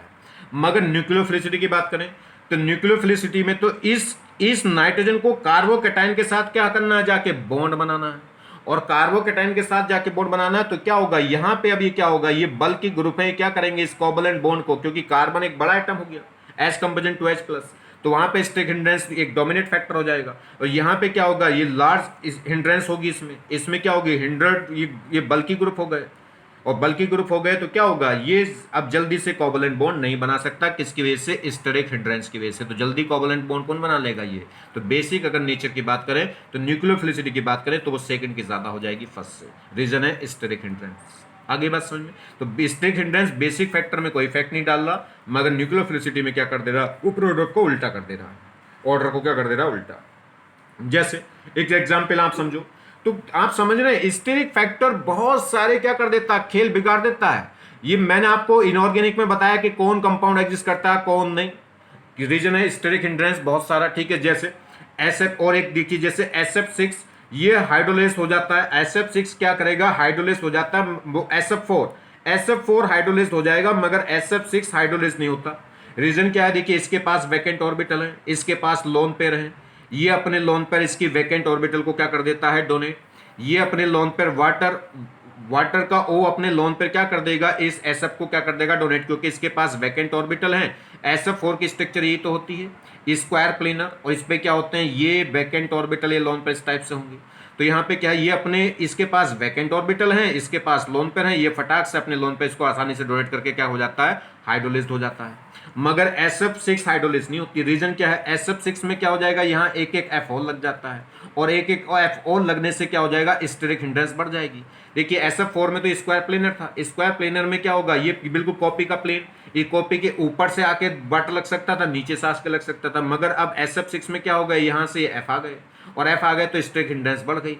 स्टेरिक हिंड्रेंस बढ़ गई तो अब वाटर मॉलिक्यूल, एक बड़ा मॉलिक्यूल है, वो इस पर आके अटैक नहीं हो पाता। रीजन है स्टेरिक हिंड्रेंस। ये जो 6F है मिलके इसको क्या करेंगे, स्टेरिक हिंड्रेंस प्रोड्यूस कर देते हैं, और वाटर मॉलिक्यूल के लिए स्पेस नहीं छोड़ते, जिससे वो आके क्या कर ले, सल्फर के साथ कोऑर्डिनेट बॉन्ड बना ले, इसकी वैकेंट ऑर्बिटल को लोन पे डोनेट करके क्या बना ले, कोऑर्डिनेट बॉन्ड। तो स्टेरिक हिंड्रेंस की वजह से क्या होगा, ये SF6 हाइड्रोलिस नहीं होता। तो समझ रहे हैं, स्टेरिक हिंड्रेंस बहुत सारी चीजों को क्या कर देता है, ये बदल देता है। तो ये कोई इंपॉर्टेंट फैक्टर है, और जरा इसको मैंने इनऑर्गेनिक में बहुत अच्छे से पढ़ाया है, और यहाँ भी इसकी जरूरत हो रही है। देखिए जैसे और एग्जाम्पल देख लो, अगर हम बात करें यहाँ पे साइज की, देखिए सल्फर और ऑक्सीजन, तो इसमें अगर मैं बात करूं तो इस न्यूक्लियोफिलिसिटी किसके ज्यादा होगी, अगर बेसिक की बात करूंगा तो बेसिक स्ट्रेंथ क्या होगी, किसकी ज्यादा होगी, O की। O ज्यादा बेसिक होगा क्योंकि इसका साइज छोटा है, ये पी ग्रुप के एलिमेंट है, तो इसका साइज छोटा है, और साइज छोटा है तो ये क्या करेगा, इस पर इलेक्ट्रॉन डेंसिटी ज्यादा होगी, जल्दी लोन पर डोनेट करके H+ को एक्सेप्ट कर लेगा, तो मोर बेसिक। मगर न्यूक्लियोफिलिसिटी की बात करूं तो कौन ज्यादा होगा, S- ज्यादा बेसिक होगा O- से, क्योंकि इसका साइज बड़ा है, जितना बड़ा साइज होगा उतनी जल्दी क्या कर लेगा, कोवलेंट बॉन्ड बना लेगा। आगे बात समझ में, सेम कहानी है। तो नॉर्मली क्या होता है, देखिए जितने भी एनायन है, जितने भी एनायनिक है, वो स्ट्रॉन्ग न्यूक्लियोफाइल तो है, स्ट्रॉन्ग न्यूक्लियोफाइल, तो जितने भी एनायन है वो सब स्ट्रॉन्ग न्यूक्लियोफाइल है। दूसरी बात, जैसे nitrogen family, nitrogen, phosphorus, arsenic, newspaper, आज सब भी के, ये सब भी क्या है, स्ट्रॉन्ग न्यूक्लियोफाइल है, न्यूट्रल है मगर फिर भी क्या है, स्ट्रॉन्ग न्यूक्लियोफाइल है। जैसे, और स्ट्रॉन्ग न्यूक्लियोफाइल में भी अगर मैं बात करूं तो N के पास भी लोन पेयर है, P के पास भी लोन पेयर है। इसमें मैं पूछ लूं कि आपसे स्ट्रॉन्ग न्यूक्लियोफाइल कौन सा होगा, तो N और P ग्रुप के हैं, और ग्रुप में क्या होगा, जैसे जैसे साइज बढ़ेगा वैसे वैसे न्यूक्लियोफिलिसिटी बढ़ेगी, क्योंकि जितना बड़ा साइज होगा उतनी आसानी होती है कोवलेंट बॉन्ड बनाने में, फजांस रूल्स के अकॉर्डिंग। तो जितने ज्यादा बड़ा साइज उतनी ज्यादा पोलराइजेबिलिटी, उतना ज्यादा पोलराइजिंग पावर, उतना मोर कोवलेंट बॉन्ड, और जितना ज्यादा कोवलेंट बॉन्ड हो जाएगा उतनी न्यूक्लियोफिलिसिटी हो जाएगी। तो किसके बेसिस पे, साइज के बेसिस पे। तो साइज जिसका बड़ा, तो ध्यान रखना जितने भी जनरली क्या होंगे, जो एनायन होते हैं वो स्ट्रॉन्ग न्यूक्लियोफाइल है, और जो न्यूट्रल वाले हैं वो भी, न्यूट्रल वाले में भी कौन सी सीरीज, जैसे नाइट्रोजन, फास्फोरस, ये सब क्या होते हैं, स्ट्रॉन्ग न्यूक्लियोफाइल होते हैं। और हमें लग रहा है कि जैसे फास्फोरस तो नाइट्रोजन से भी स्ट्रॉन्ग होता है, रीजन है साइज। हाँ, बेसिक नेचर की बात करें तो बेसिक नेचर में इलेक्ट्रॉन डेंसिटी किसकी ज्यादा, N की, क्योंकि साइज, बेसिक नेचर में साइज जैसे जैसे बढ़ता है वैसे वैसे क्या होगा, इलेक्ट्रॉन डेंसिटी घटती है, तो बेसिक स्ट्रेंथ भी घट जाती है। मगर न्यूक्लियोफिलिसिटी क्या होगी, साइज के बढ़ने से बढ़ती है। आगे बात समझ में। अब देखिए, जैसे हमारे पास दो न्यूक्लियोफाइल दे दिए, एक एनायनिक एक न्यूट्रल, तो हमें पता है कि एनायनिक क्या होगा, स्ट्रॉन्ग न्यूक्लियोफाइल होगा, ठीक। दूसरा, हमें पीरियड के दो एलिमेंट दे दिए कि उनके न्यूक्लियोफिलिसिटी बतानी, तो हम बता देंगे जैसे पीरियड में इलेक्ट्रोनेगेटिविटी जिसकी क्या होगी, कम होगी, वो स्ट्रॉन्ग न्यूक्लियोफाइल होगा, क्योंकि जितनी इलेक्ट्रोनेगेटिविटी कम है उतनी आसानी से लोन पेयर को क्या कर देगा, डोनेट। दूसरा, अगर ग्रुप के एलिमेंट है तो हम क्या देख लेते हैं, साइज। साइज जितना बड़ा होगा, साइज जितना बड़ा होगा उतना ज्यादा क्या होगा, साइज जितना बड़ा हो जाएगा उतना ज्यादा क्या होगी, कोवलेंट बॉन्ड इजीली फॉर्म हो जाएगी, तो उतनी न्यूक्लियोफिलिसिटी ज्यादा होगी। मगर क्या हो जाए, कुछ हमें ऐसे एलिमेंट दे दी जाए ना तो ग्रुप के है ना पीरियड के, जैसे N माइनस, वो I माइनस, एजाइड आयंस, ठीक है, ये जैसे ये दे दे सल्फर Cn माइनस, ठीक है, SH minus, Cn cyanide minus. अगर बात करूं तो साइनाइड माइनस एक स्ट्रॉन्ग न्यूक्लियोफाइल होना चाहिए, क्योंकि क्या है, कार्बन की जो इलेक्ट्रोनेगेटिविटी है कि वो क्या होगी, बहुत कम होती है, और C माइनस हो गया तो बहुत इजीली लोन पर डोनेट करेगा, तो इसकी न्यूक्लियोफिलिसिटी हाई होनी चाहिए। मगर इसकी न्यूक्लियोफिलिसिटी हाई इसलिए होनी चाहिए क्योंकि साइज क्या है, बड़ा, ठीक है, साइज क्या है, क्योंकि ये थर्ड पीरियड का है, ये सेकंड पीरियड का है, तो ना तो ये सेम पीरियड के हैं ना ये सेम ग्रुप के हैं, तो इनमें कैसे कंपेयर करेंगे न्यूक्लियोफिलिसिटी। आगे बात समझ में भाई, कुछ तो अगर सेम पीरियड के सेम ग्रुप के तो उसमें हमने ऑर्डर बना लिया, मगर इसमें कैसे कंपेयर करोगे। ये एक स्ट्रॉन्ग न्यूक्लियोफाइल है क्योंकि इस कार्बन की न्यूक्लियोफिलिसिटी इलेक्ट्रॉनिक क्या है, कम है, तो बहुत इजीली क्या करेगा, इलेक्ट्रॉन डोनेट करेगा, C माइनस। और यहाँ पे क्या है, सल्फर है, तो सल्फर पे क्या हो गया, साइज बढ़ गया, साइज बढ़ गया तो भी न्यूक्लियोफिलिसिटी बढ़नी चाहिए, तो कैसे कंपेयर करोगे यहाँ पे। आगे बात समझ में कि नहीं। तो इस टाइप के लिए क्या है, एक ऑर्डर है एक्सपेरिमेंटली, तो इसके लिए और कोई तरीका नहीं है, आपको सिर्फ एक्सपेरिमेंटली ऑर्डर ध्यान रखना पड़ेगा। तो मैं आपको एक एक्सपेरिमेंटली ऑर्डर बता रहा हूं, ये एक्सपेरिमेंटल ऑर्डर आपको ध्यान रखना है। अगर डिफरेंट डिफरेंट ग्रुप या एलिमेंट पीरियड के एलिमेंट आ जाए, ना तो एक ग्रुप के हैं ना ये पीरियड के हैं, तो फिर कैसे कंपेयर करेंगे। तो एक एक्सपेरिमेंटली ऑर्डर है किसका, न्यूक्लियोफिलिसिटी का, और ये स्ट्रॉन्ग से किसकी तरफ जा रहे हैं, वीक की तरफ। तो जैसे SH माइनस, साइनाइड माइनस, ये सल्फाइड आयन, ये साइनाइड हो गया Cn माइनस, ये आयोडाइड हो गया, ये हाइड्रोक्साइड हो गया, उसके बाद होगा एजाइड, उससे भी वीक होगा ब्रोमाइड, उससे भी वीक हो गया फिनॉक्साइड आयन बोलते हैं, उससे भी वीक हो जाएगा एसीटेट, फिर क्लोराइड, उससे भी वीक फ्लोराइड, फिर ये एल्कोहल, और फिर वाटर, ये न्यूट्रल। वाटर और एल्कोहल, एल्कोहल वाटर क्या है, सबसे वीक न्यूक्लियोफाइल माना जाता है। ये एल्कोहल और वाटर ये वीक न्यूक्लियोफाइल में आते हैं, उनमें भी कंपेयर करें तो वाटर और भी वीक। तो ये एक सीक्वेंस है। तो पहले क्या हो गया, सल्फाइड आयन, फिर साइनाइड, उसके बाद आयोडाइड, फिर हो गया हाइड्रोक्साइड, उसके बाद एजाइड, फिर ये ब्रोमाइड, फिर फिनॉक्साइड, फिर ये एसीटेट, फिर ये क्लोराइड, ब्रोमाइड, फिर एल्कोहल और वाटर, ये बीक में आ गए। ठीक, अब इसको याद कैसे रखें, याद रखने का एक छोटा सा क्या है, इसका एक तुक भिड़ाई है, वो आप देख ले, ठीक है। आपको ये पसंद है तो ये रख लीजिए, नहीं तो अपनी तरफ से कोई तुक बना सकते हैं आप, ठीक है, याद रखने का। जैसे S सफलता, यहाँ यानी सफलता में S आ गया, तो सफलता, सफलता की सनक, सनक, सनक मतलब साइनाइड। तो देखिए इसमें कुछ शब्द तो ऐसे आएंगे जो आपस में रिलेट है, मगर कुछ शब्द ऐसे हैं जो कहानी बनाने के लिए यूज हो रहे हैं। जैसे की आई है, मगर की एक कहानी बनाने के लिए की से कोई ग्रुप यहाँ प्रेजेंट नहीं है। तो सफलता, सफलता की सनक, इंडिया और हॉलैंड, ठीक है, इंडिया, इंडिया से हो गया आई, और हॉलैंड, और का कोई भी सबमिल्स यहां नहीं है, ठीक है। तो सफलता की सनक, इंडिया हॉलैंड, सफलता की सनक, इंडिया और हॉलैंड की आजादी। आजादी से कौन हो गया, यहां पे एजाइड आयन हो गया। की और को के लिए कोई एलिमेंट नहीं है, ठीक। तो सफलता की सनक, इंडिया और हॉलैंड की आजादी, यह ब्रोमाइड बर्बाद करती है, बर्बाद, बर्बाद के लिए आ गया Br, करती है के लिए कुछ नहीं है, बर्बाद करती है फोकट में, फोकट मतलब फिनॉक्साइड, फोकट में ऐसे, ऐसे का लिए आ गया एसीटेट, में के लिए कुछ नहीं है, फोकट में ऐसे, ऐसे, ऐसे के लिए आ गया एसीटेट, फोकट में ऐसे, तो कोई, कोई के लिए आ गया Cl, तो के लिए कोई नहीं है, कोई, फंसे, फंसे के लिए आ गया F, एल्कोहलिक पानी में, एल्कोहलिक पानी में, ठीक। तो इसे कैसे याद रख सकते हैं कि सफलता की सनक, इंडिया और हॉलैंड की आजादी, की आजादी को बर्बाद, की आजादी बर्बाद करती है। देखिए ये क्या होगा, सफलता की सनक, इंडिया और हॉलैंड की आजादी को बर्बाद करती है फोकट में, ऐसे तो कोई फंसे एल्कोहलिक पानी में। आपको कोई और भी बना सकते हैं, आपको अगर ये अच्छा नहीं लग रहा तो, ठीक है, मगर बस ध्यान रहे कि इसमें ध्यान रखना कि इंडिया के लिए आई है, हॉलैंड के लिए HO है, और के लिए कोई नहीं है। ये जैसे सफलता के लिए SH है, और सनक के लिए साइनाइड है, और आज़ादी के लिए एजाइड आयन है, ऐसे के लिए एसीटेट है, कोई के लिए क्लोराइड है, फंसे के लिए फ्लोराइड है, एल्कोहल के लिए एल्कोहल है, और पानी के लिए वाटर है, ठीक है। चलिए, बर्बाद मतलब Br है। तो ये इस तरीके से अगर क्या है, कोई भी ट्रेंड अगर आपको दे रखा है पीरियड का, ग्रुप का, तो आप पहचान लेंगे। और अगर वो ऐसे दे दे कि ना वो ग्रुप के हैं ना पीरियड के हैं, अगर मान लीजिए एग्जामिनर सनक जाए, वो उसने कोई ग्रुप एलिमेंट ऐसे दे दिए कि वो ना तो पीरियड के हैं ना ग्रुप के हैं, कोई तुक उसमें नहीं बैठती, तो आप भी सनक जाना।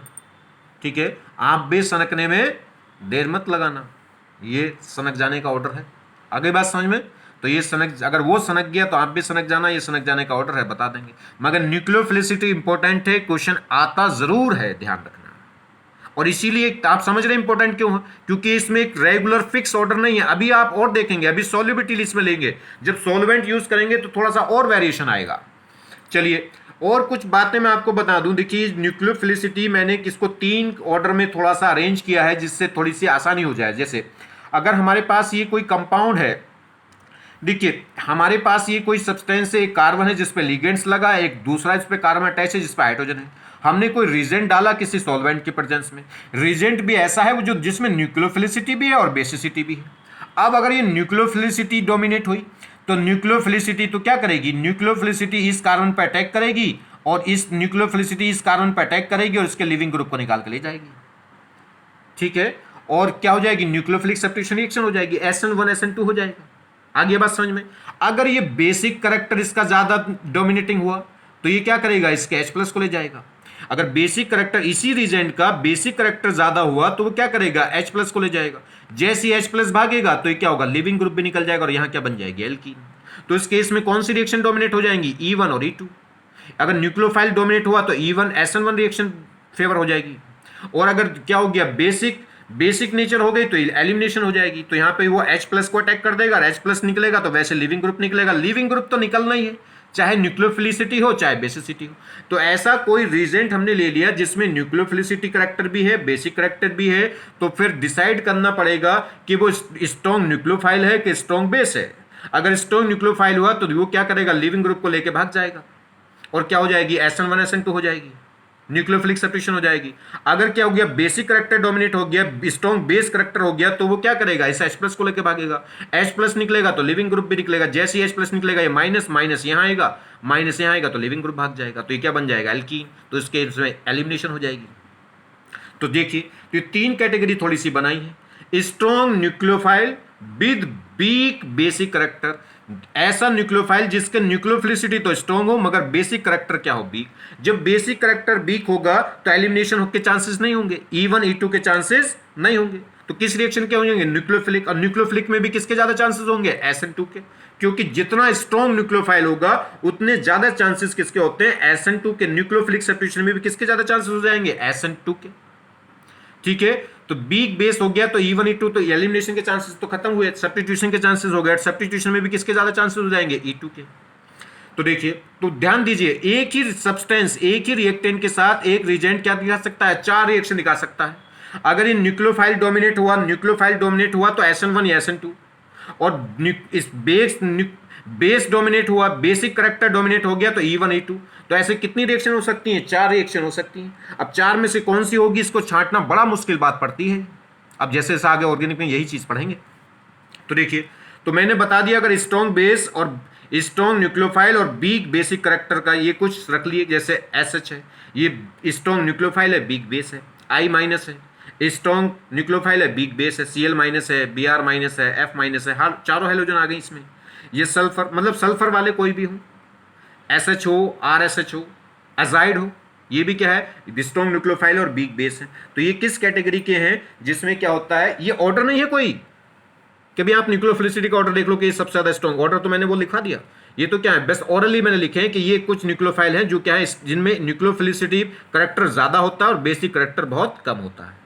तो ये स्ट्रॉन्ग न्यूक्लियोफाइल होते हैं, यानी कि इनमें डोमिनेटिंग फैक्टर कौन होता है, न्यूक्लियोफाइल। तो इसलिए डोमिनेटिंग रिएक्शन कौन सी होगी, इनमें किस रिएक्शन के चांसेस होंगे, इसमें रिएक्शन के चांसेस होंगे किसके, SN1 के और वो न्यूक्लियोफिलिक सेपरेशन के, न्यूक्लियोफिलिक सेपरेशन में किसके, SN2 के।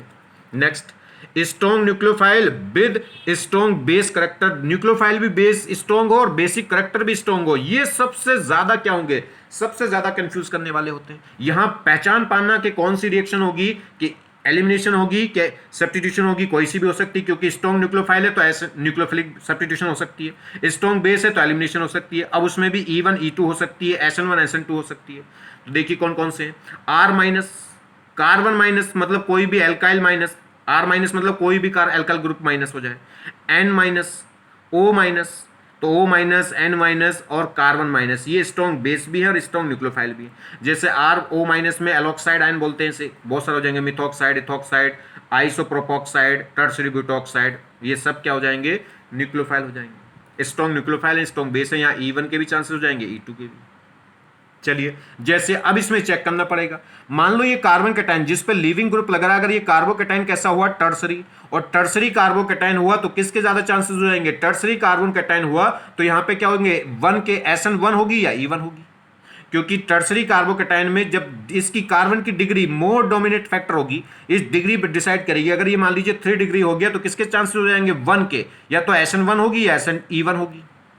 अगर मान लीजिए ये क्या हो गया, 1 डिग्री हो गया, ये कुछ हुए ही ना, ये मिथाइल ही ना हो, मान लीजिए 1 डिग्री हो गया तो किसके चांसेस हो जाएंगे, 2 के।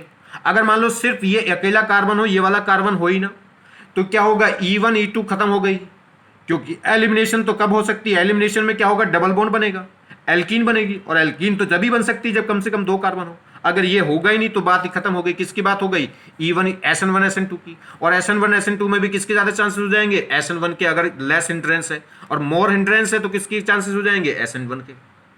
ठीक है, तो इस तरीके से फिर पता चलेगा, उसमें वो डिपेंड करेगा। तो इस केस में जब स्ट्रॉन्ग न्यूक्लियोफाइल हो, स्ट्रॉन्ग बेस हो, तो मेड मोर डोमिनेटिंग होगा, इस जिस कार्बन पर लिगेंड्स लग रहा है, इस कार्बन की डिग्री डिसाइड करेगी कि E1 है कि E2 है, या SN1 है या SN2 है।